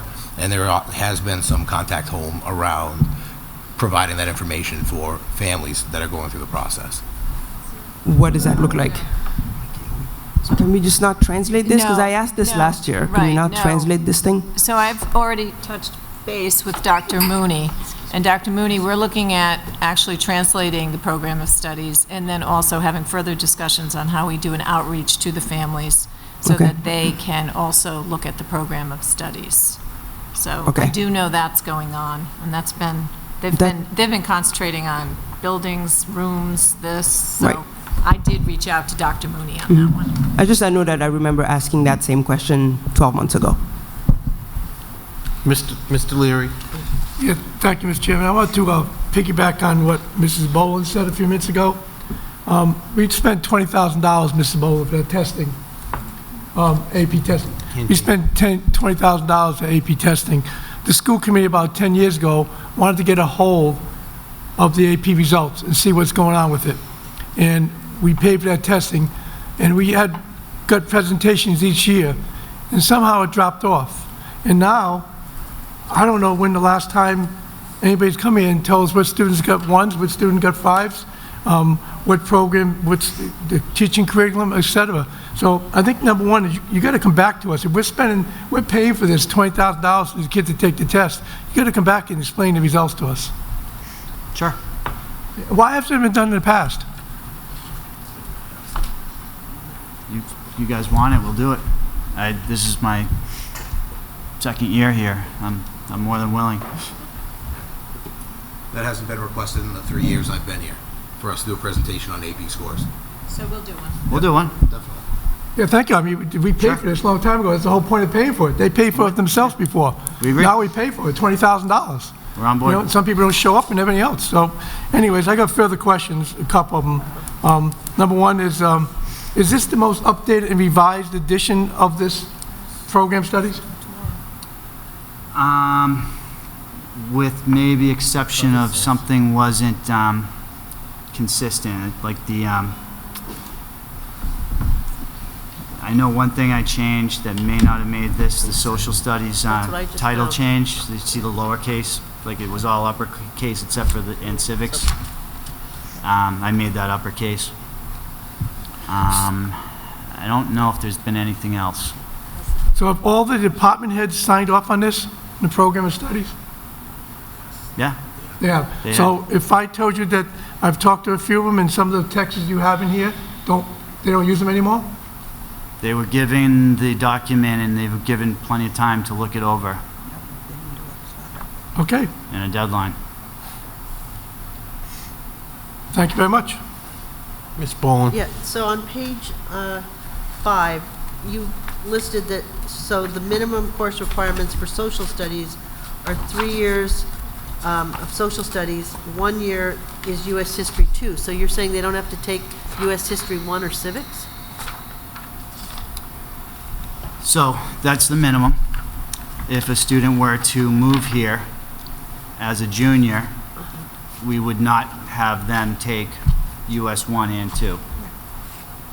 Right, but you're a they're- freshman. You're a freshman, so you don't have to take the civics class? Freshmen, if there were a case where they had some compelling reason based on this language, then we would not have to. Right, but if you read this language, it basically says that kids, they only have to take the 1 year, and it's US History 2. Don't we want all the kids to take US History 1 with the civics? And I get that there's always, kids move in and you got the military compact, but I think that's, I don't know, somebody else here who could comment on it, I don't know. Mrs. Hermes is here. Mrs. Turner, I knew that too. I was at the wedding. Okay. I'm Colleen Turner. I live at 10 Hazard Street in Newport. I'm the department head. A couple of things about the translation. Today we are scheduling the juniors in all history classes, and we're scheduling all the sophomores in all history classes. And next week the freshmen will be scheduled in English classes. And we have translated documents when the guidance counselors come in. Mr. O'Connell, Mrs. Matoza, and the classroom teachers, we help with the scheduling.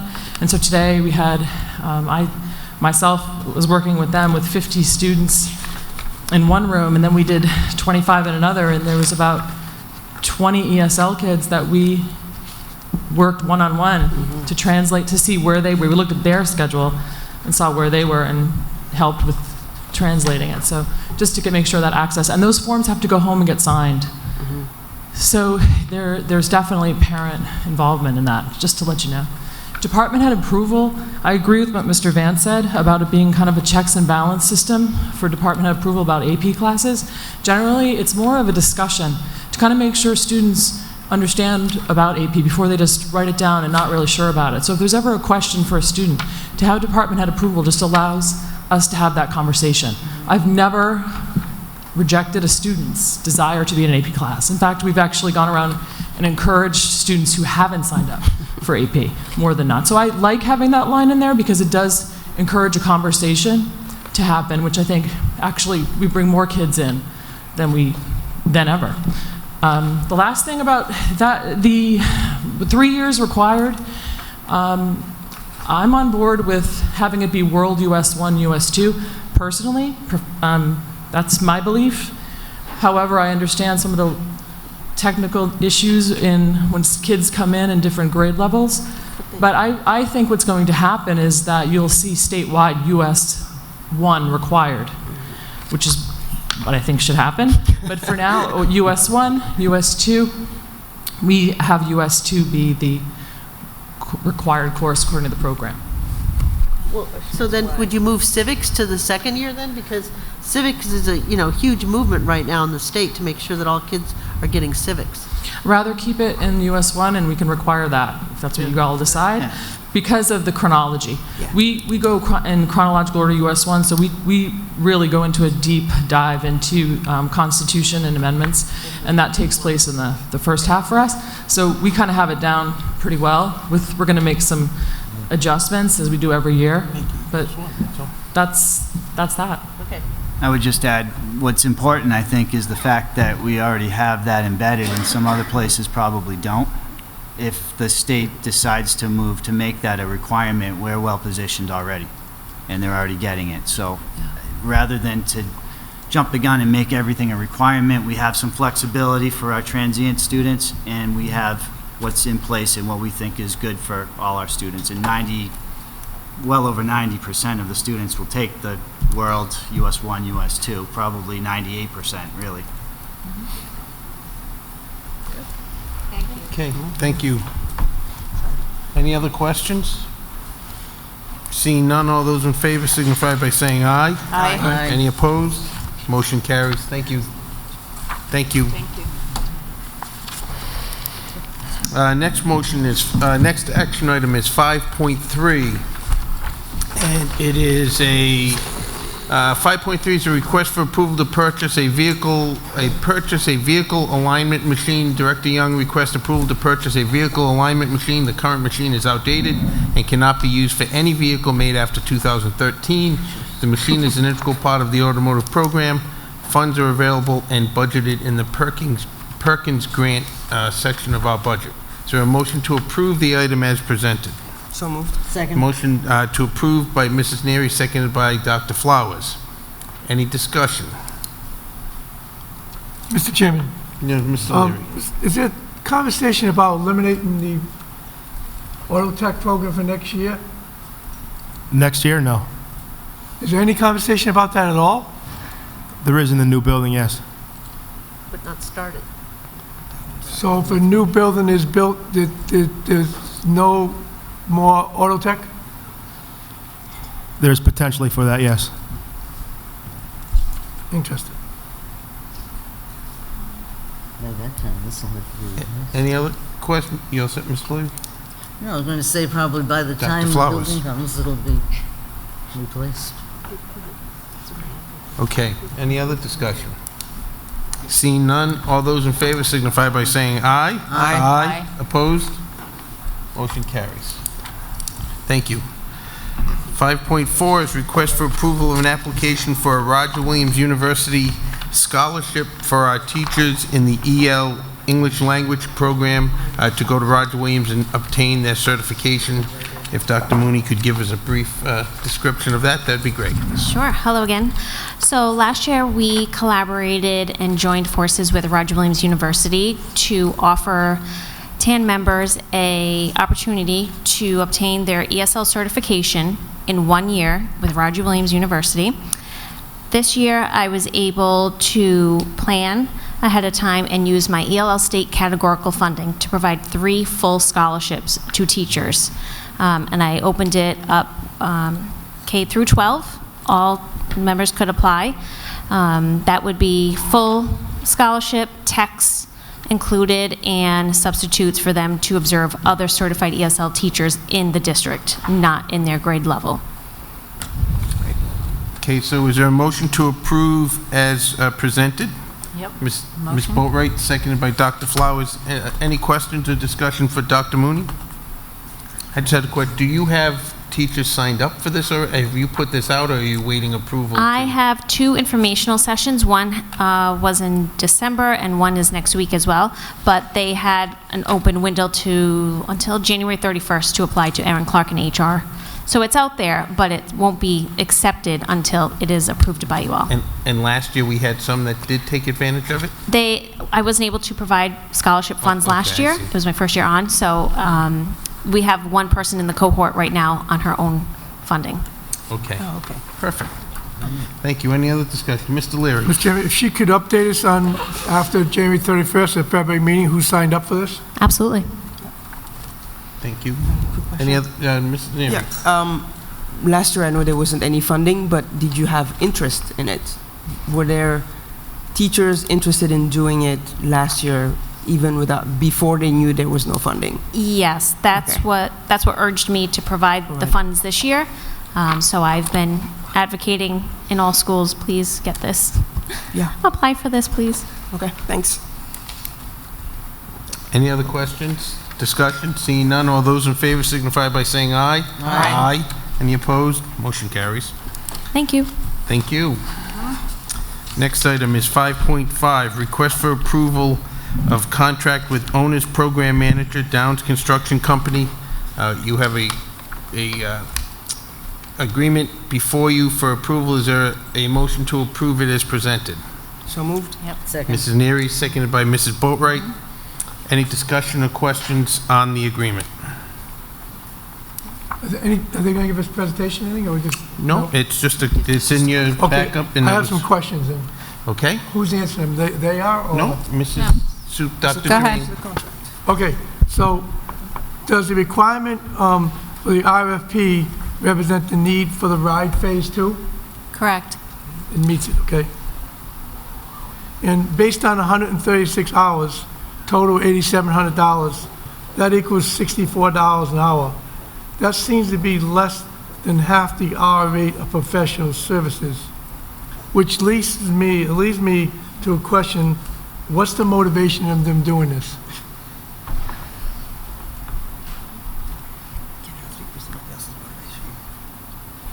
I believe, If I'm not mistaken, their agreement came through the master price agreement. Right, So I it would came assume from the that master it's a- price agreement.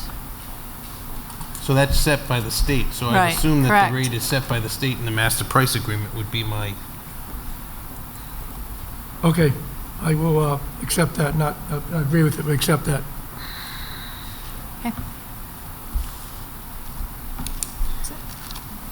any other questions or discussion? I know that there is one, Mr. Galvin had asked in the pre-meeting that there was a couple of word changes. So the motion would be to approve this upon Mr. Galvin's changes to the agreement, which is a couple of, It's I just believe it one was word, the word program. project to program, that's all. Right, so he'll make those changes, and this motion is contingent upon that change being made. So there's a motion and a second. Seeing no other discussion or questions, all those in favor signify by saying aye. Aye. Any opposed? Nay. Mr. Leary. 5-1 the vote. Next item up is 5.6, request for approval of E-rate and cost proposal. And I believe Mr. Gonzalez is here to give us an update on this. It's a E-rate agreement, and is there a motion to, do you have a presentation? I don't have a Okay. presentation. So This there is would just be a motion renewal to approve the file. E-rate. Yep, that's fine. A motion to approve the E-rate cost proposal as presented. Is there a motion? a motion, yes. Ms. Boatright, seconded by Dr. Flowers. Are there questions? Mr. Chairman, if Mrs. Massey could explain to the public what E-rate is in a brief presentation, it would help. I know what it is. Okay, so E-rate is a federal program that reimburses schools for qualified work, equipment, et cetera. And it gives districts a percentage decrease. In our case, we get an 80% reimbursement. So we only pay 20% of the cost or services that are approved by the federal government. And how much money is in the budget for that? We get? I don't know how much is in the total budget. I know this is budgeted, but for what we have on this. What do we collect from that? We could look in, I know we could look in the... It's in the backup, I'll have to look. It's in the backup, but I don't have it in front of me. The E-rate would be in your expenditure report. Right. What I want to be really clear, what we're doing right now is we're doing a contract renewal for the person who does the work to get this reimbursement funds for us. And I believe this year it's about, how much reimbursement? $49.50? Total dollars? That's what it says on that. Yeah.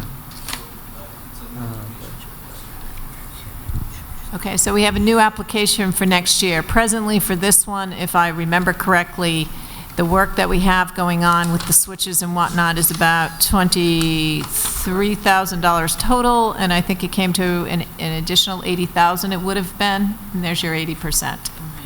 That's an example. This is for the person, the consultant, to fill out a new application for the new cycle round. And what, how much do we pay them? 49. It's in the contract. $4,950. Correct. $49.50. Correct. Correct. Yeah. What'd you say 23,000 came from? When you fill out the form for the work to be done, you go through a cycle for E-rate. Then the government has to approve it, and once it's approved, the total project, I'm giving an example. For instance, if it's a $100,000 project and it's been approved, the government is saying, we will pay $80,000, Newport, you are responsible for $20,000. This person knows the system. It's a very complicated, complex system. And he's very experienced. He does most school districts in the state. No, I just thought, I wasn't clear, the 23,000, that's an example you said, not actual. I'm sorry, Mr. Leary, I did give you an example, Yeah. and I gave you off the top of my head just previously, the year before. That's how much, it was approximately $23,000 the district had to pay. Thank any you. of that work going on. Any other questions or comments? Seeing none, all those in favor signify by saying aye. Aye. Any opposed? Motion carries. Next item is 5.7, request for approval of the IT support services agreement. The superintendent requests approval of the IT support services agreement as presented. City Department of Information and Technology with their outside vendor have been working with the district IT team to rebuild the network and provide support since August.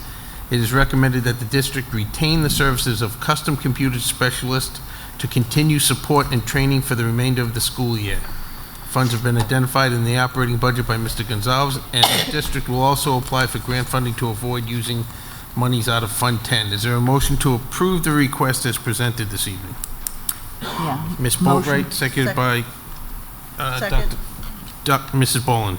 Motion made by Mrs. Boatright, seconded by Mrs. Boland. Are there any questions on the motion? Mr. Chairman?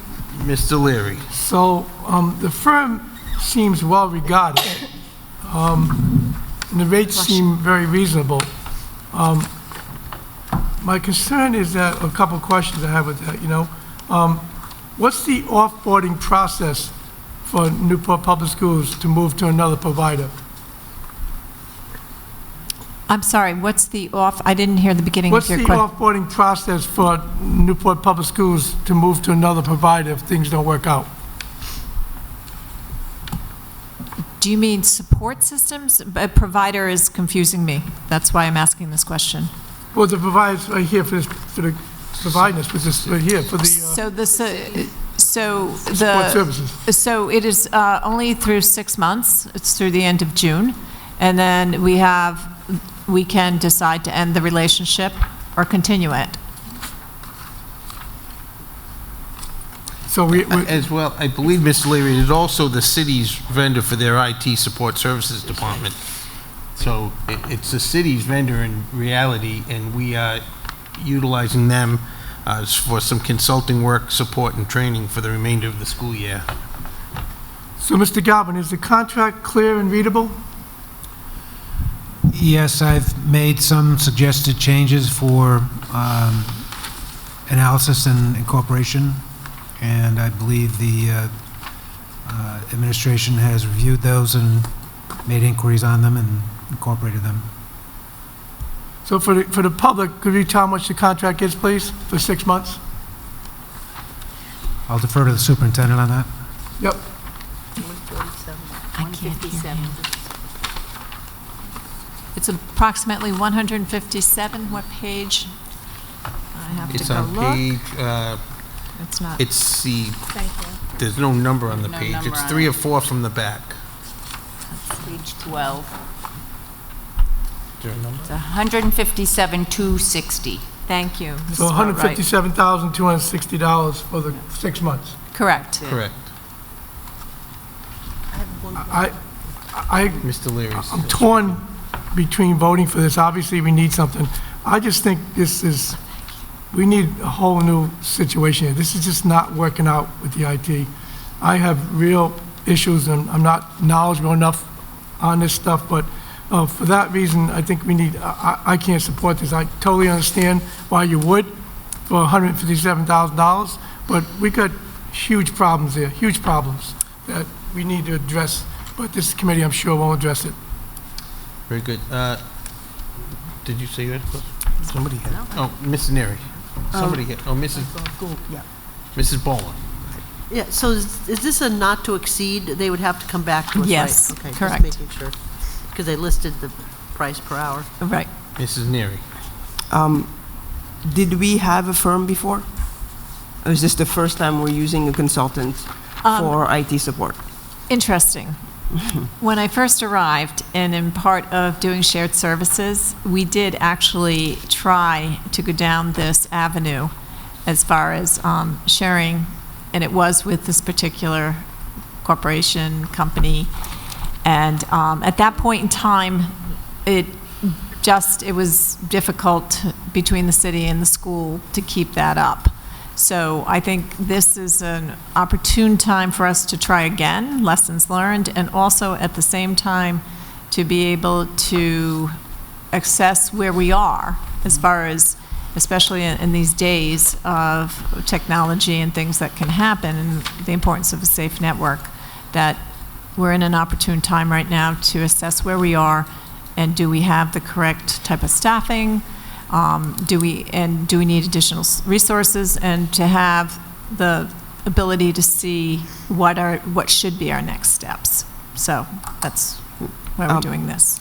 And they're highly regarded, as Mr. Gomes shared. They're used by the city, and the city puts them in very high regard, and they know the inside and outside of our network because they helped to build it. So I have a follow-up on that. Thank you.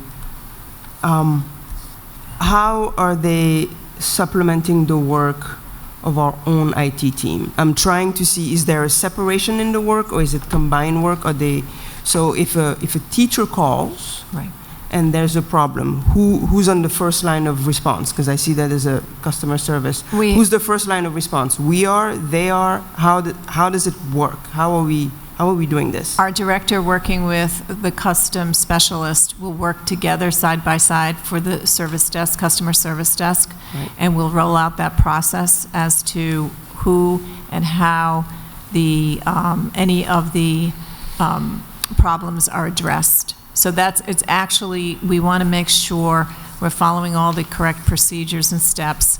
And Mr. Cuente also has like a thought partner with him to be able to make sure we are addressing all issues that could possibly impact our network. So we have a customer service desk. We are now going to have 24/7 on-site and remote monitoring, so that if any devices try to get on the network or whatnot, we've already used that. It's since we've been doing this with the city. So we need to have that kind of protection and oversight on the network. And last question. They're going to work side by side. Right. So the city uses the same. Correct. They use the same firm. I mean, Yes. we're all the city. It's pretty much the same Yes. people paying the bill. And this I don't know. Does the city have a separate director of IT as well? The city has, yes, the city does have a director of IT, and then all support and all service providers are with the vendor. So that's how they work with that. So you kind of have the person who's kind of orchestrating, leading, oversight of what's happening is the liaison with the city manager and the rest, and then he oversights, gives directions, and works side by side. Actually, he directs and works side by side with the engineers. And, sorry, not last question. Same engineers, different engineers? Are we sharing these services with the city, or are we getting our own team for the schools? We're actually using one of the personnel that was with the city. We had a discussion about that, and he's going to be working with us, and then the engineers are the same. Okay. Thank you. Any other questions or discussions? Mr. Chairman, Leary. one more question. What's the security story to actively monitor and react to cyber attacks? What's the... In the proposal, you'll see there's a level of urgency. I'll call it a step-by-step. So there'll be a certain amount of hour time, reaction time, and depending upon the nature of what it is, it will be raised when appropriate and according to industry standards. So you can see it'll be a level 3, level 2, level 1. So that's how it will happen. And we'll be with the vendor and with Mr. Cuente on that.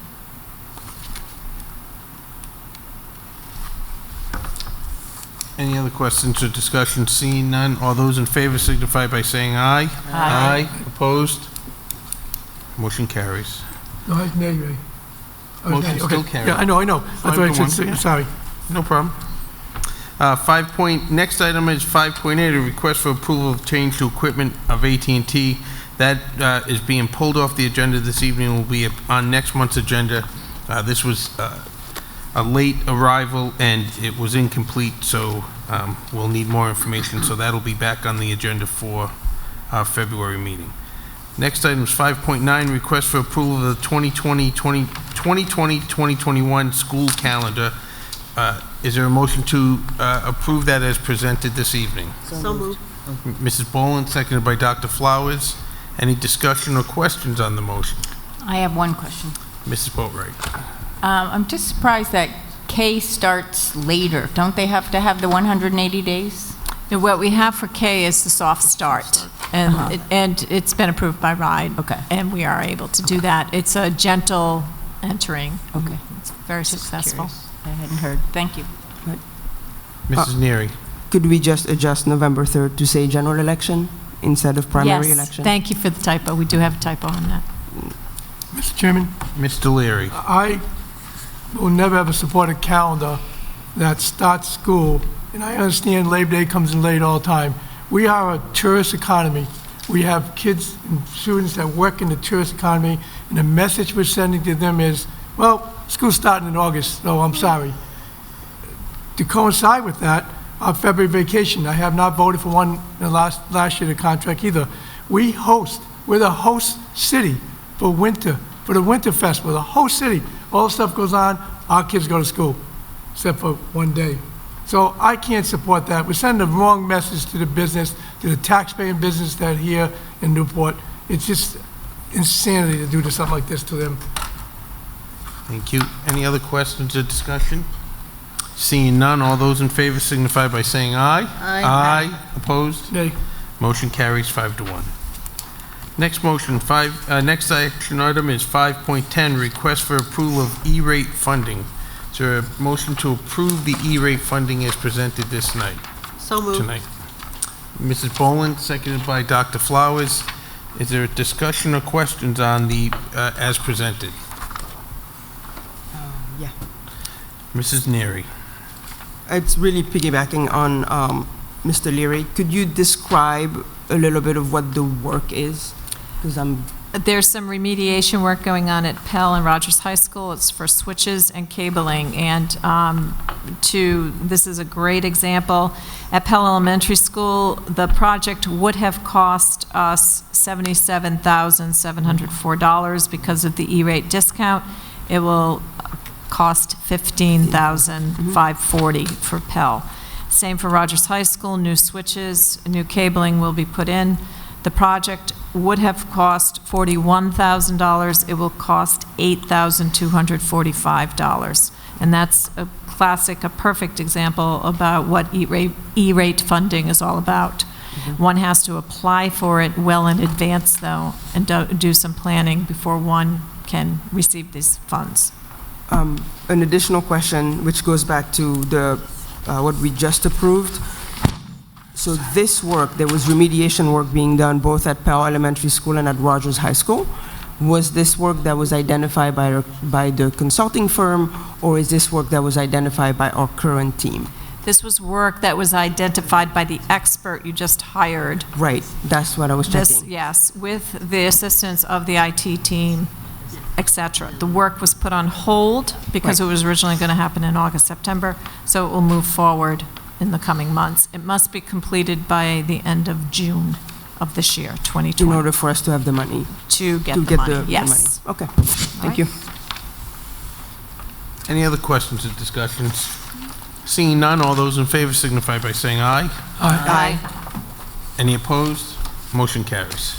Next action item is 511, request for approval of policy 5336, cell phone usage on the first reading. Is there a motion to approve the policy as presented this evening? Yes. I motion to approve. Motion to approve, Ms. Boatright, seconded by Dr. Flowers. Any discussion or questions on the policy? Yes.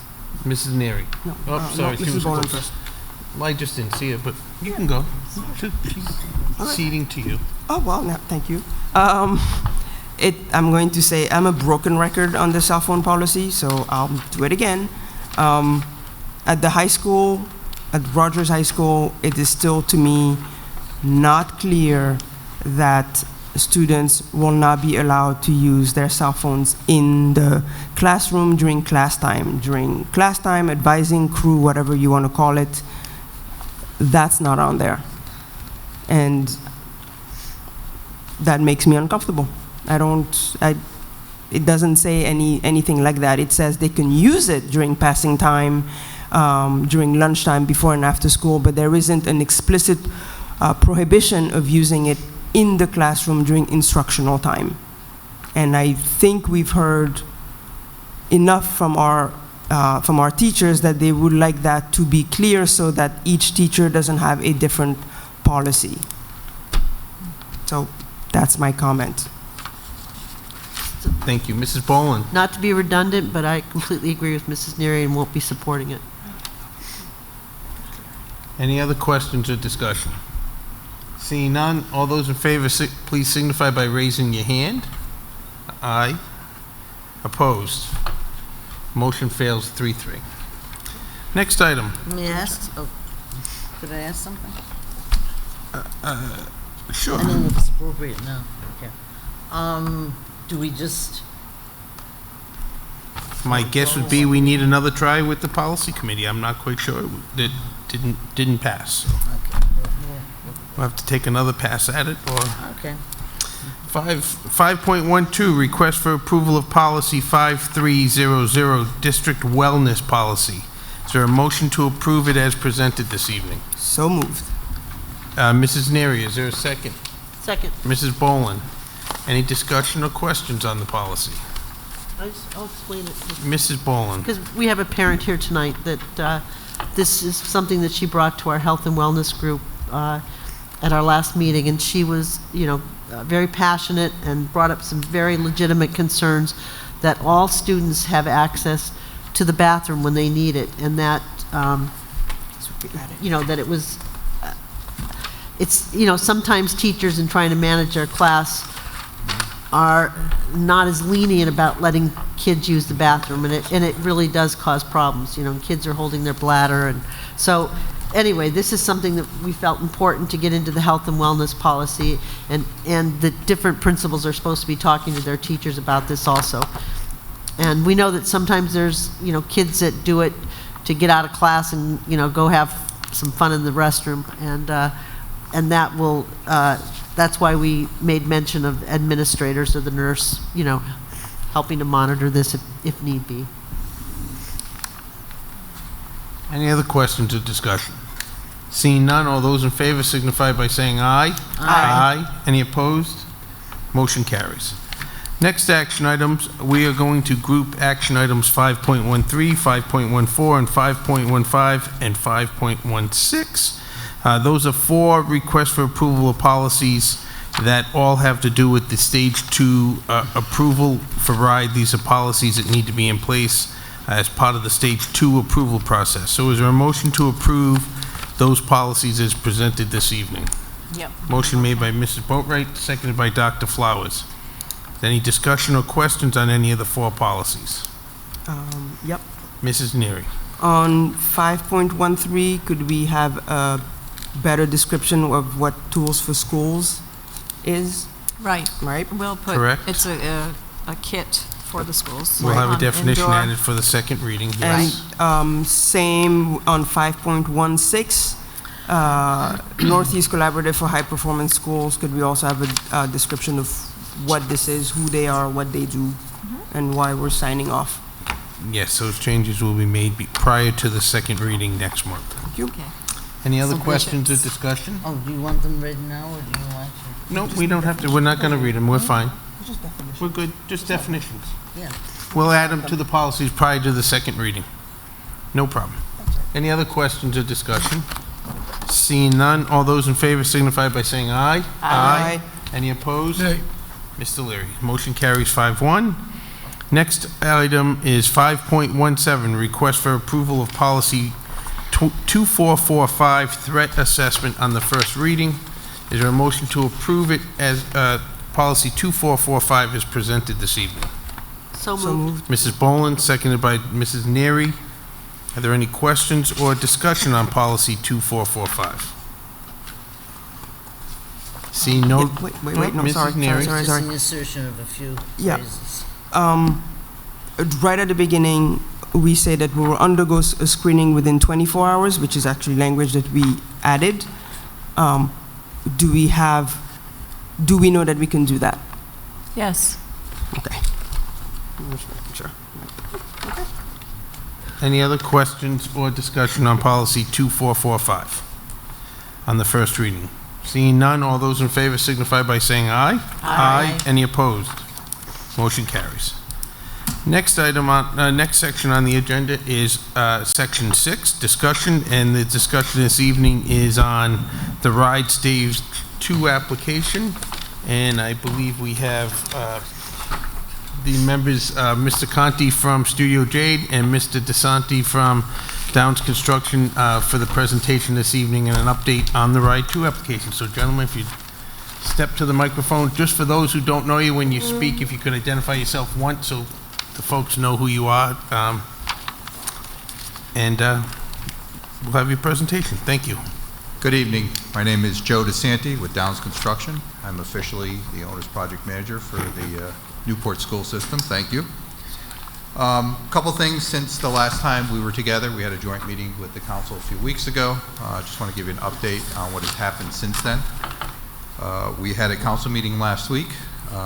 We had a ride meeting last week, which was very productive. We got some great feedback from them, and they appear to be supportive of where we are right now with the program. So Phil, Studio Jade, will be presenting that in a few minutes. We had a very productive meeting with the police department and fire department. We had a workshop regarding Roger High School, and the discussion came up about Pell. So they're very concerned about the student drop-off, buses, and coincidentally enough, when we met here on site with RIDE, that was topic of discussion at that point as well. So I've said this before, I said this last week in the council meeting, you know, one of my charge is to be your advocate, and that's one of the things we see as a concern here, and it's something that needs to be addressed regardless of whether the pre-K kids come back now or 2 years from now.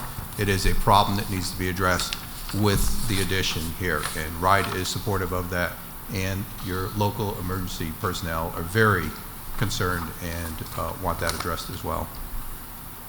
A couple other things. We did have a finance meeting with RIDE yesterday to further explain how the grant process works. That was, again, a very educational discussion, I think, for the city of Newport. We had a high school scheduling meeting today, which further would relate to the programming and the development of the drawings. And based on Studio Jade's response and our discussion earlier, it sounds like we are right in the right amount of classrooms, and it'll give him the opportunity to further define that with the Stage 2 application. We have a neighborhood meeting scheduled for next Thursday, the 23rd at 6 o'clock for Roger High School for the immediate area. We have a meeting scheduled here for Pell on January 30th at 6 o'clock for the neighbors. And lastly, we are attending a Pell PTO meeting, and I would strongly encourage parents and anybody else that have any concern regarding any of the issues going on here to come to that meeting. We'll be presenting the drawings and have a very specific discussion about the Pell School. And with that, I will hand it over to Phil. Thank you, Joe. Good evening, everyone. My name is Philip Conte with Studio Jade, and I have a brief agenda that I want to walk us through. We're going to talk about an update at Rogers High School and at Pell Elementary. I will present the updated site plan, floor plans, and the current cost model that we have generated for each one of those projects, as well as walk you through the table of contents on the Ride Stage 2 that we will be seeking approval from you in February. So this is our current site plan at Pell. It represents the most up-to-date information we have from a number of site investigative studies that have included a couple dozen soil borings as well as wetland studies. As I mentioned before, this is a very tight site, and we are working the building within the landscape as efficiently as possible. And as Joe mentioned, we're going to be meeting with the community next week to go over the site impact to those adjoining properties. We have continued to enhance the landscaping buffers around the circulation spaces, as well as limit any type of visual disturbance from what they currently have. This represents our current site plans, and as Joe mentioned, we had a very good scheduling meeting with the staff of the high school and the administration. It was very intense, very productive, very valuable in allowing us to make sure that we are not overbuilding or underbuilding. That was one of the comments from our preliminary meeting with RIDE. They wanted us to come back with a robust scheduling exercise that worked within the building, so we are going to be developing some diagrams to take with us to our next meeting with RIDE based on what we determined today, but I was very pleased with where we came out of today. A little hard to see right here, but this is just a elevation of the existing front of the building. It's a south-facing side. There was some concern over the amount of glazing that we would have on the southern exposure, and are we properly addressing that for glare and solar heat gain? And yes, we are, and yes, those features are included in our cost estimate. What is written down here is a series of drawings. There are many more that have been produced that we have started to transmit to the administration electronically so that you could see our work progress.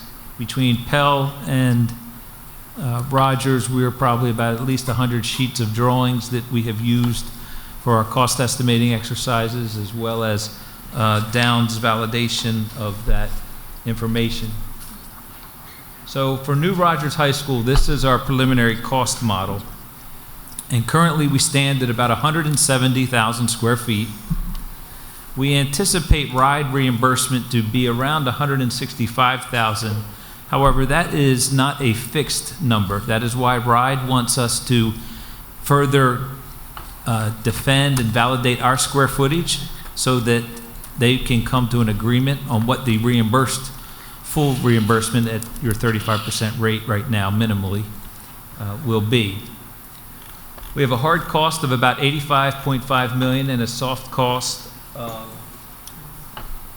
$21.5 million for a project cost of about $107 million right now. Joe, do you want to speak to that a little bit farther? Yeah, if I could add, so that number has actually changed a little bit. It's come down a little bit. It was 105, 106, depending on the day, with some tweaking to the building. One thing I do want to share with you is one of our tasks was to review the cost. We did receive a very detailed cost estimate from Studio Jade's third-party estimator, Totus, correct? It was actually a number of pages. They did a very good job. Our estimating department reviewed it. We did a review of not only the projects we are doing, because as you are well aware, we construct the schools as well as OPMs. We did a 65-mile radius from Newport to look at what those costs are. And currently, the costs that are carried here are fair and reasonable and reflective of what other communities are paying right now as far as the square footage number. So I just want to make sure that you understood that. We did the same exercise for Pell as well. Thank you, Joe.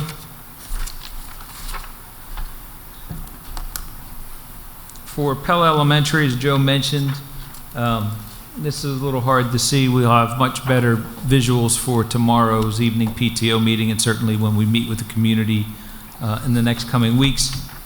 But in general, we are doing a couple things here. One, proposing an addition at the end of the building, also increasing parking across the street into that green area, as well as adjusting the hardscaping and play areas where the addition will sit right now.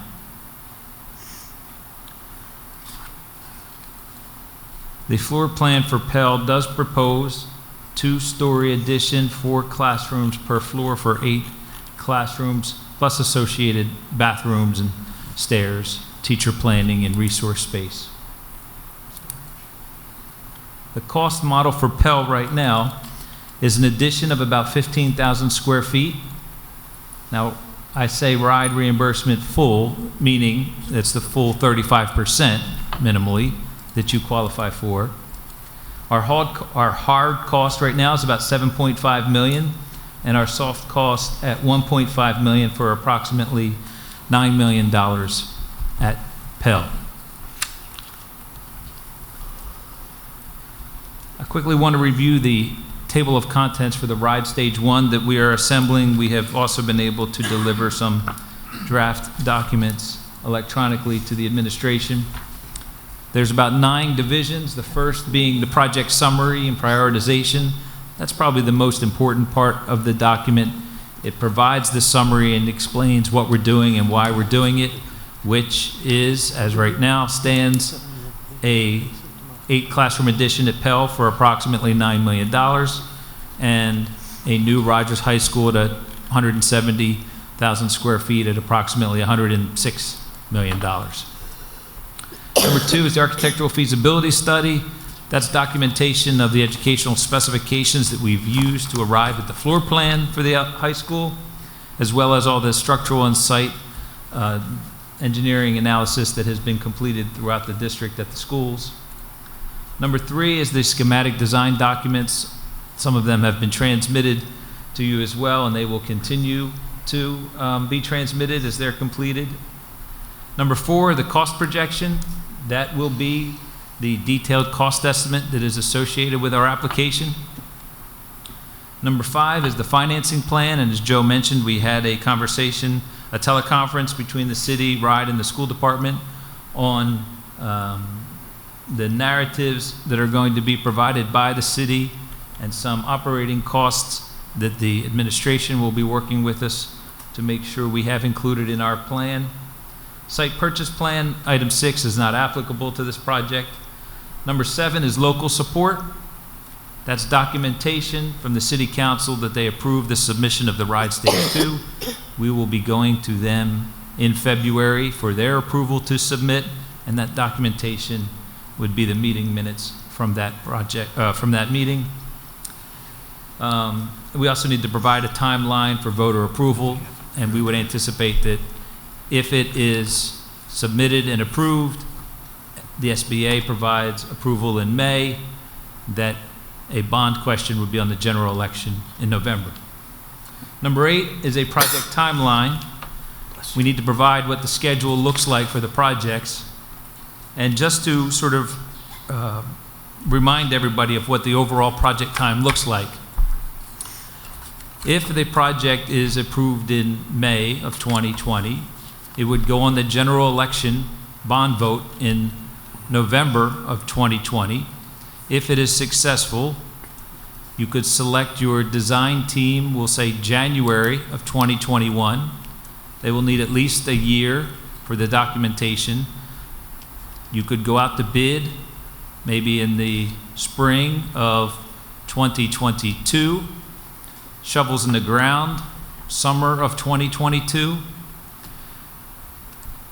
At least 15 months for Pell, at least 2 years for the high school. My rough estimate right now is that you would have all contractors off-site by the end of 2024. Now that's just our preliminary schedule. We're working with Downs to fine-tune that. But some earlier discussions about other opportunities, this is a longer range issue that needs to be considered.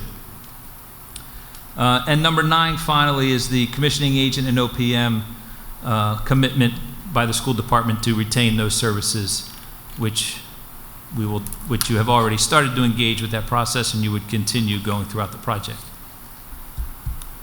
Our path forward: on January 9th, we met with RIDE. January 14th, school committee review of the RIDE Stage 2 application.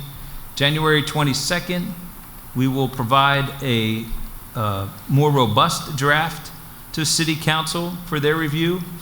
On February 4th, we would look for school building committee action to recommend approval of the submission.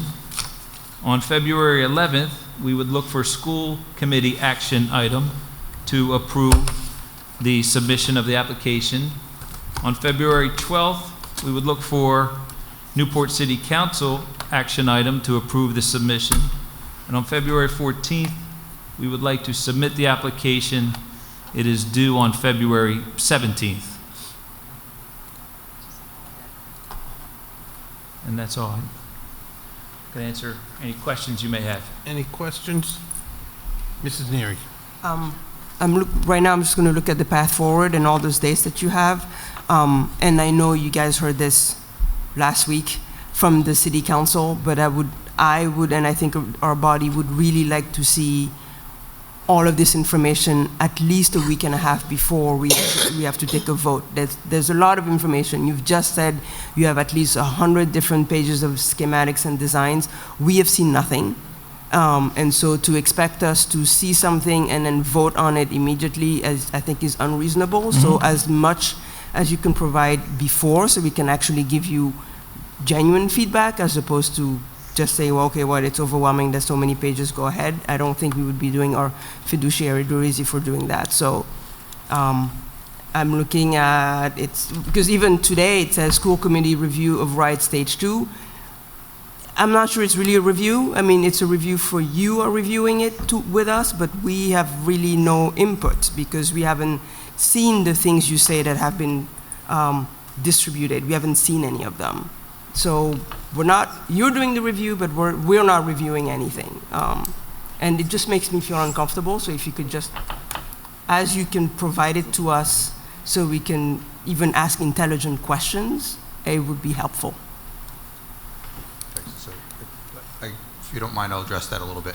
So we are absolutely concerned about that. Some draft material has been distributed today.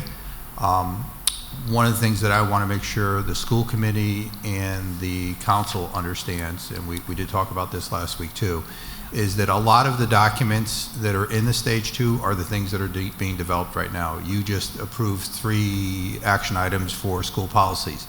Those go into the stage 2.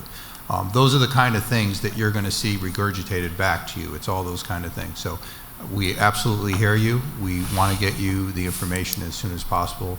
And Studio J today started distributing some of that information to me for us to start vetting out and reviewing, and we'll get it out as soon as possible.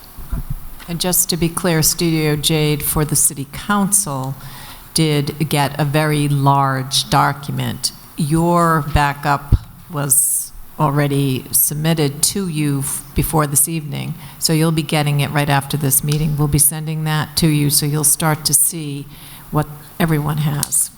Thank you. Ms. Boatright.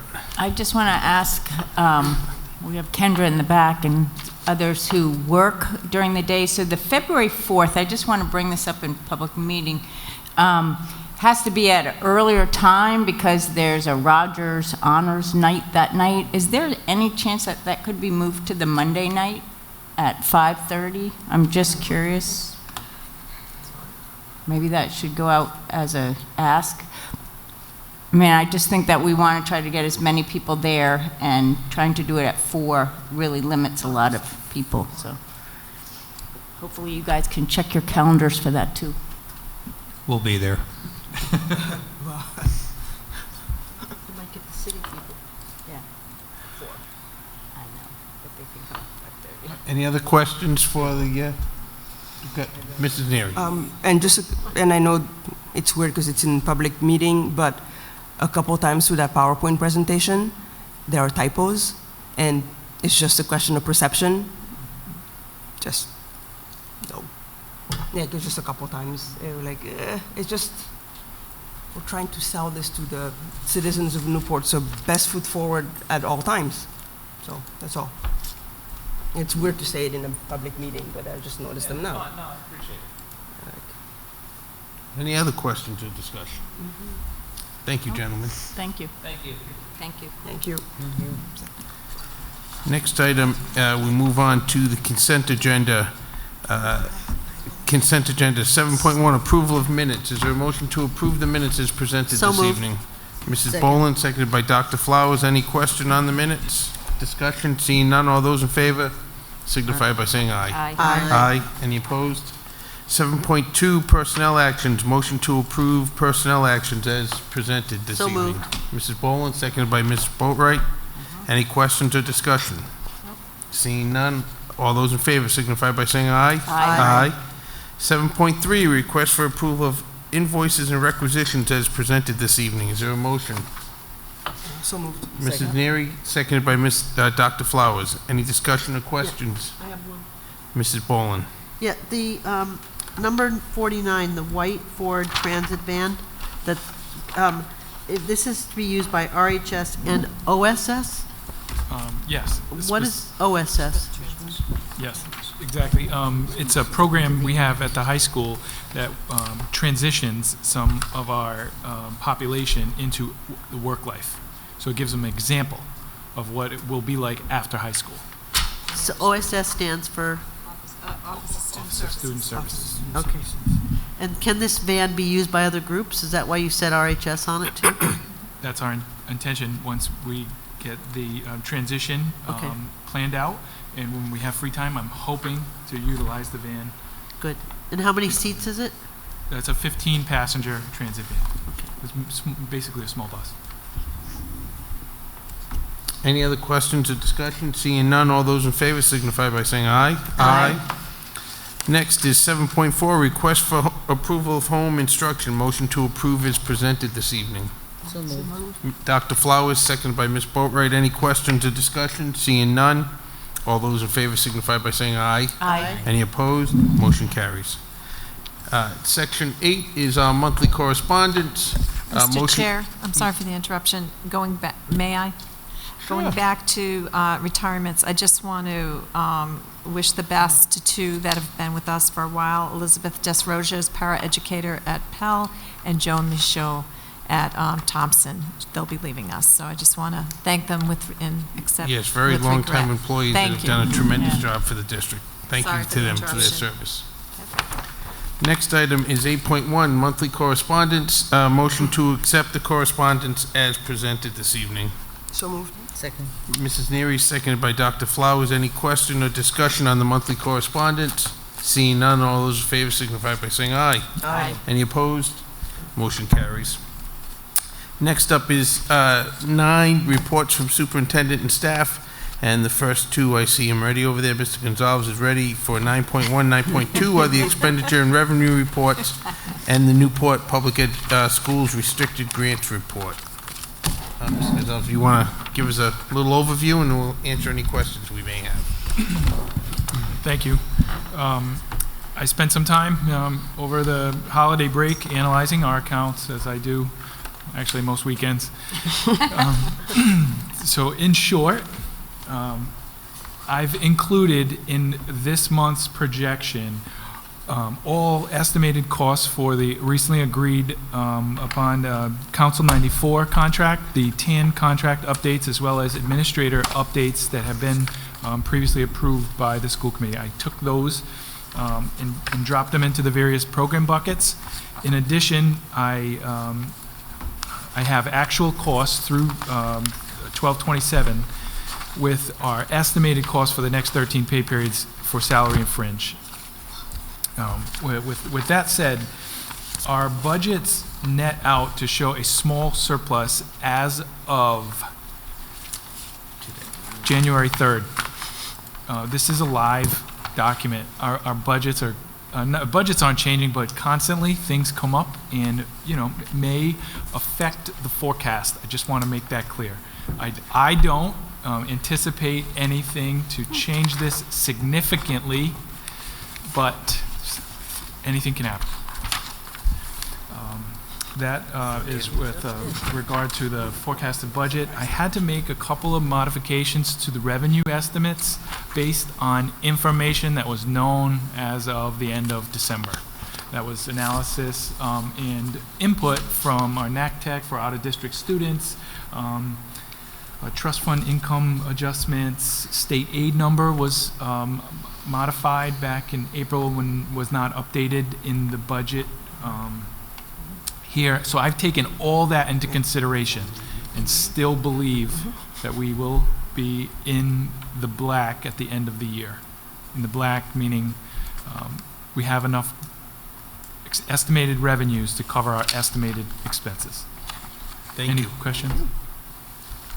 Very good. Any questions for Ms. Gonzalez? Mr. Leary? Mr. Gonzalez, first of all, I'm very impressed with your cover letter and summary. You know, for the first time in a long time, we're getting real information being provided, not just mind-numbing, useless data that we usually get. So that being said, I have a couple questions. Sure. Number one is the pupil support salaries are $400,000 over budget, while Thompson and Rogers' salaries are $380,000 under budget. Is that a misallocation of personnel, or what is that? So, it's a combination of things where we have a budget being presented and approved and changes that actually occur in the district once school begins. So, through this exercise, I've identified in our budget for specifically pupil support services, there are approximately $490,000 of earmarked retirement benefit costs district-wide that they really shouldn't be in that program, but they were budgeted there through codes and they should be reallocated to the operations. And that holds true for some of the salaries. They're budgeted in the pupil support services. However, like you said, Thompson, the high school, and in the operations, they may just need to be reconfigured based on the current layout in our district. Okay, thank you. One other question. Similarly, pupil support benefits is $537,000 under budget, while operations benefits is $557,000 over budget. Is that a coincidence or just a misallocation? Well, it's not a misallocation. The dollars were being budgeted into those programs. They are appropriately budgeted in the overall budget. Does that make sense? Well, what, can you explain that, the coincidence there with that? That was the first example I had was the pupil support services, where on this spreadsheet, I didn't find out this information until this week. It was actually yesterday. I spent the whole day at City Hall dogging the fringe benefit costs district-wide for the last 3 years.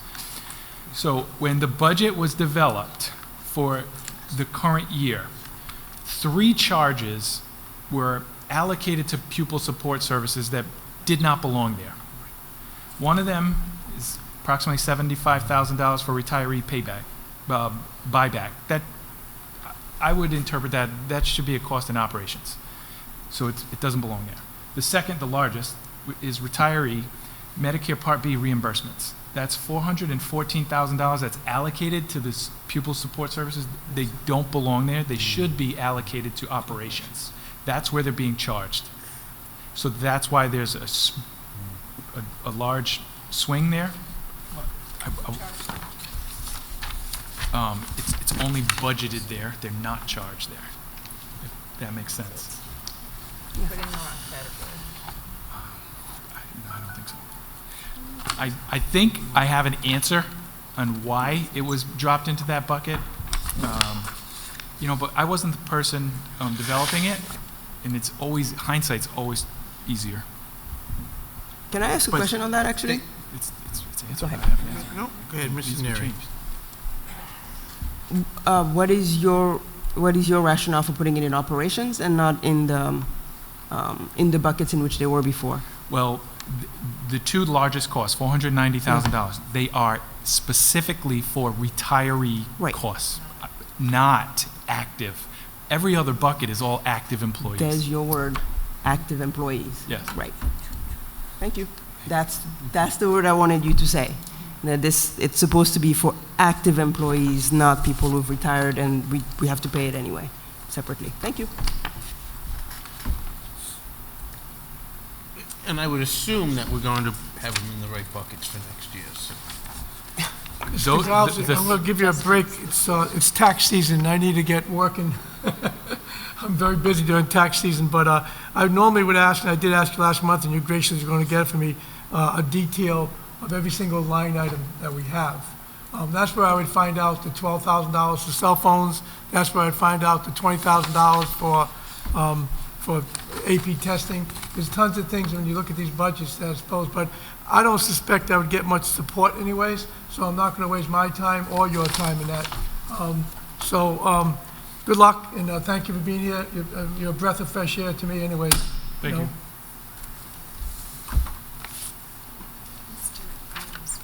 No, he is. I'm fine. No?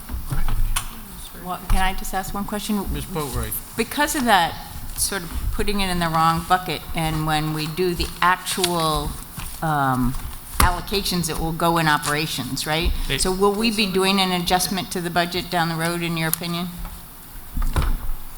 With your approval, I think I can move the buckets, because the way I understand this was the interpretation of the person before me that allocated the buckets.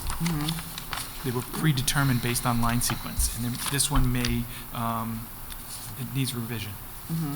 Okay. So the allocation, the charges are being put in the right bucket. Right. It's the budget Right. that was not changed. I understand that, and I'm just asking, I also am new, only 1 year in, but last year we had to, when you were changing from sort of department to department, we had to vote on that. I don't know if that's still necessary. I look forward to it next month. It'll be good. Good, Great. all right, we will. No, by policy, we'll have to have that at the next meeting next month to adjust the budget to the proper buckets. I think that's what everybody's referring to, Right. Ms. Burry. Yeah, But I didn't we'll want to get it make next adjustments without approval. Yep. We'll get it next month. Yeah, we'll do it. Okay, thank you.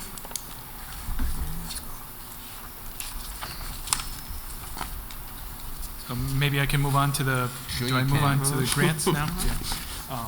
So with regard to the grants, I do have an update as of 1:03 in the afternoon.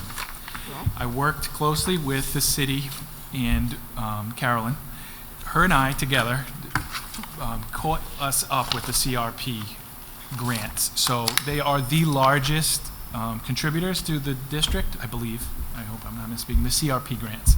So that's Title I IDA, federal, yes, federal, largest federal contributors, the CRP program. And I've got the district up to date.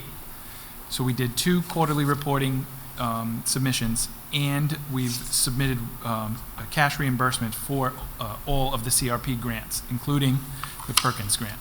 So up until this point, we had not requested the cash, but there were some finalizing of the prior year that needed to take place in order for us to move forward.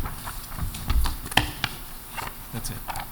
And you've done that, I assume. We have done it. It is not necessarily reflected here because of the timing, but they Okay. will be next month. Perfect. Updated. Thank The you. revenue that's coming in. Any questions or comments on the revenue or the grant funding report? Mr. Gonzalez. Mr. Leary. If, Mr., thank you, Mr. Gomes. When a grant has a sunset on it, do you come back to us if you want to reinstate it? Sorry, I can speak. I'm So not, say if a grant has a sunset on it, and it's supposed to be over, is it come back to the school committee to continue it somehow, or how's that work? I do not believe it comes to the committee. If I'm made aware of a grant or potential for a grant, that's what administrators would work out together and say, can we use it, and how can we use it, and we put an application in. I have not asked the school committee to apply for any grants. Oh, that's my saying it wrong. So let's say there's a grant for a new bench. I'm just going to put it in front of me, okay? And the grant expires, okay? So next year they put another bench in there, and it's not with the grant. When the grant expires, is it done, or a sunset on it, is it done? Or is it somehow brought back in indirectly? Some are multi-year and some are not. I know it. With an additional expense, that would definitely come to the committee. Come to the committee, okay. Come to the committee if it wasn't grant funded. Right. Yes. Thank you. Even if it is grant funded. But large ones we have. Any other questions or comments on the grant report? Seeing none, thank you very much. Thanks. you. Good you. job. Thank you. Look forward to next month. It just keeps getting better. I would suggest, given the hour, that we would make a motion to accept reports 9.3 through 9.7 as accepted, as presented this evening. Yep. Motion by Ms. Boatright, seconded by Dr. Flowers. Are there any questions on any specific of those reports anybody would want answered? Seeing no questions or comments, motion is, vote on the motion. All those in favor signify by saying aye. Aye. Any opposed? Okay, motion carries. Next one is Section 10, suggested meeting dates. Suggested meeting dates and agenda items. So we have Thursday, January 16th, Newport School Committee, Newport City Council Liaison Subcommittee, 5:30 at the Newport Police Station. Assembly Room, Wednesday, January 22nd, City Council, 6:30, Council Chambers, RIDE Stage 2 application presentation, I believe. Thursday, January 23rd is Rogers High School Neighborhood Meeting at 6 p.m., NACTEC Room 924. Friday, January 24th is a Wellness Subcommittee meeting, 9:30 a.m. in the Newport Public Library Rotary Room. Tuesday, January 28th, Policy Subcommittee meeting, 12:30, Rogers High School Room 305. Tuesday, February 4th is a School Building Committee meeting.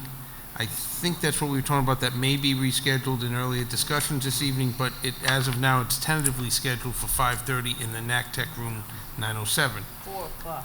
It's actually at, right? But we also talked about moving it this To the evening. day before, right? So Yes, thank you. stay Yes. tuned. Stay tuned for on that one. Tuesday, February 11th, Newport School Committee regular meeting, 6:30 here at Pell Elementary School. Wednesday, February 12th is a City Council, 6:30 City Council Chambers. It would be the presentation and vote on the RIDE Stage 2 application.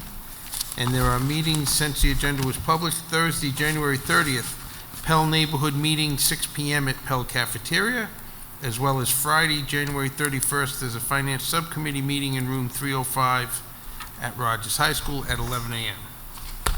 Mr. Jim, has, I was sort of looking at different mail today, but has the liaison committee meeting been moved to, I still say Sheffield School. Was it Innovate Newport? It's at the assembly room at the police The station. policy? No. No. It's liaison. You're asking about the liaison meeting. Liaison, I'm sorry. The Liaison is in the police station assembly room. Huh? Police station It's back assembly at the room. police station? Okay, great, thank you. That's correct. Thank you. Okay. Those are our suggested meeting dates and agenda items. We have no business for executive session this evening, so a motion to adjourn would be in order. Ms. Boatright, seconded by Dr. Flowers. No discussion? All those in favor signify by saying aye. Aye. Any opposed? Meeting adjourned. Before somebody has a question. I will put it in, the classroom, the instructional plan. That meeting. We'll get it. Well, the thing is, we put it in, they hopefully they're out first. No, we put it back in. So that's the, Yeah. I think Becky and I will. Go, I'm okay. That's, no, not in the classroom. I just want to know. Just give me the list so we can put it in there and get that through. I will write it in. I will send it to you Give it to tomorrow. me. No, we got till What, 2 weeks. if I don't do it now, I'm not gonna Okay, remember. don't forget. I got things to do. A whole bunch of international things. For what? School starts. Oh, I get them, they arrive early so I can get them like settled and stuff. What, do you have new ones every semester? Yeah, they have every semester. Thank you. Yeah, that's fine. I didn't have a problem.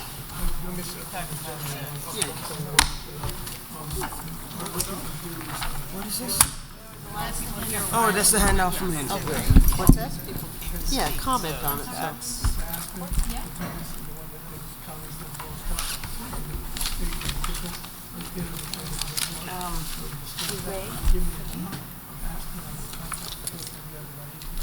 How are you feeling? Well, those are yours. Oh, boy, I'm really out of it.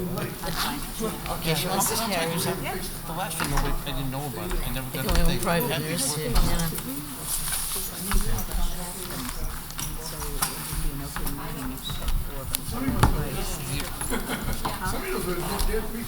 No, there's a way around that. Sorry, that IV really helped my back and my... I'm ex-official, so I can come to any of them. No wonder people... Well, I had asked her about My that. clothes are nice and warm, I sat on I can come. Well, my pillow's still in my car, but I don't know if they're carrying that. Hey, Bobby, how are you? Okay. And they're posted, by the way, so we don't buy anything. It's posted. All of our subcommittees. So because they're posted, anybody can do it as well. So all 7 of us can show up because they're posted. The only thing they mean, you have to post them. Because we have a quorum. So you can, no, we're fine.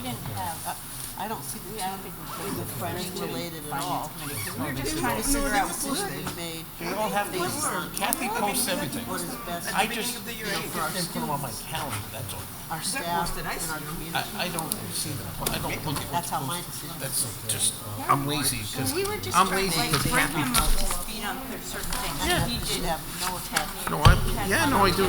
I've been talking to him. Yeah. It's good. He's done a great job.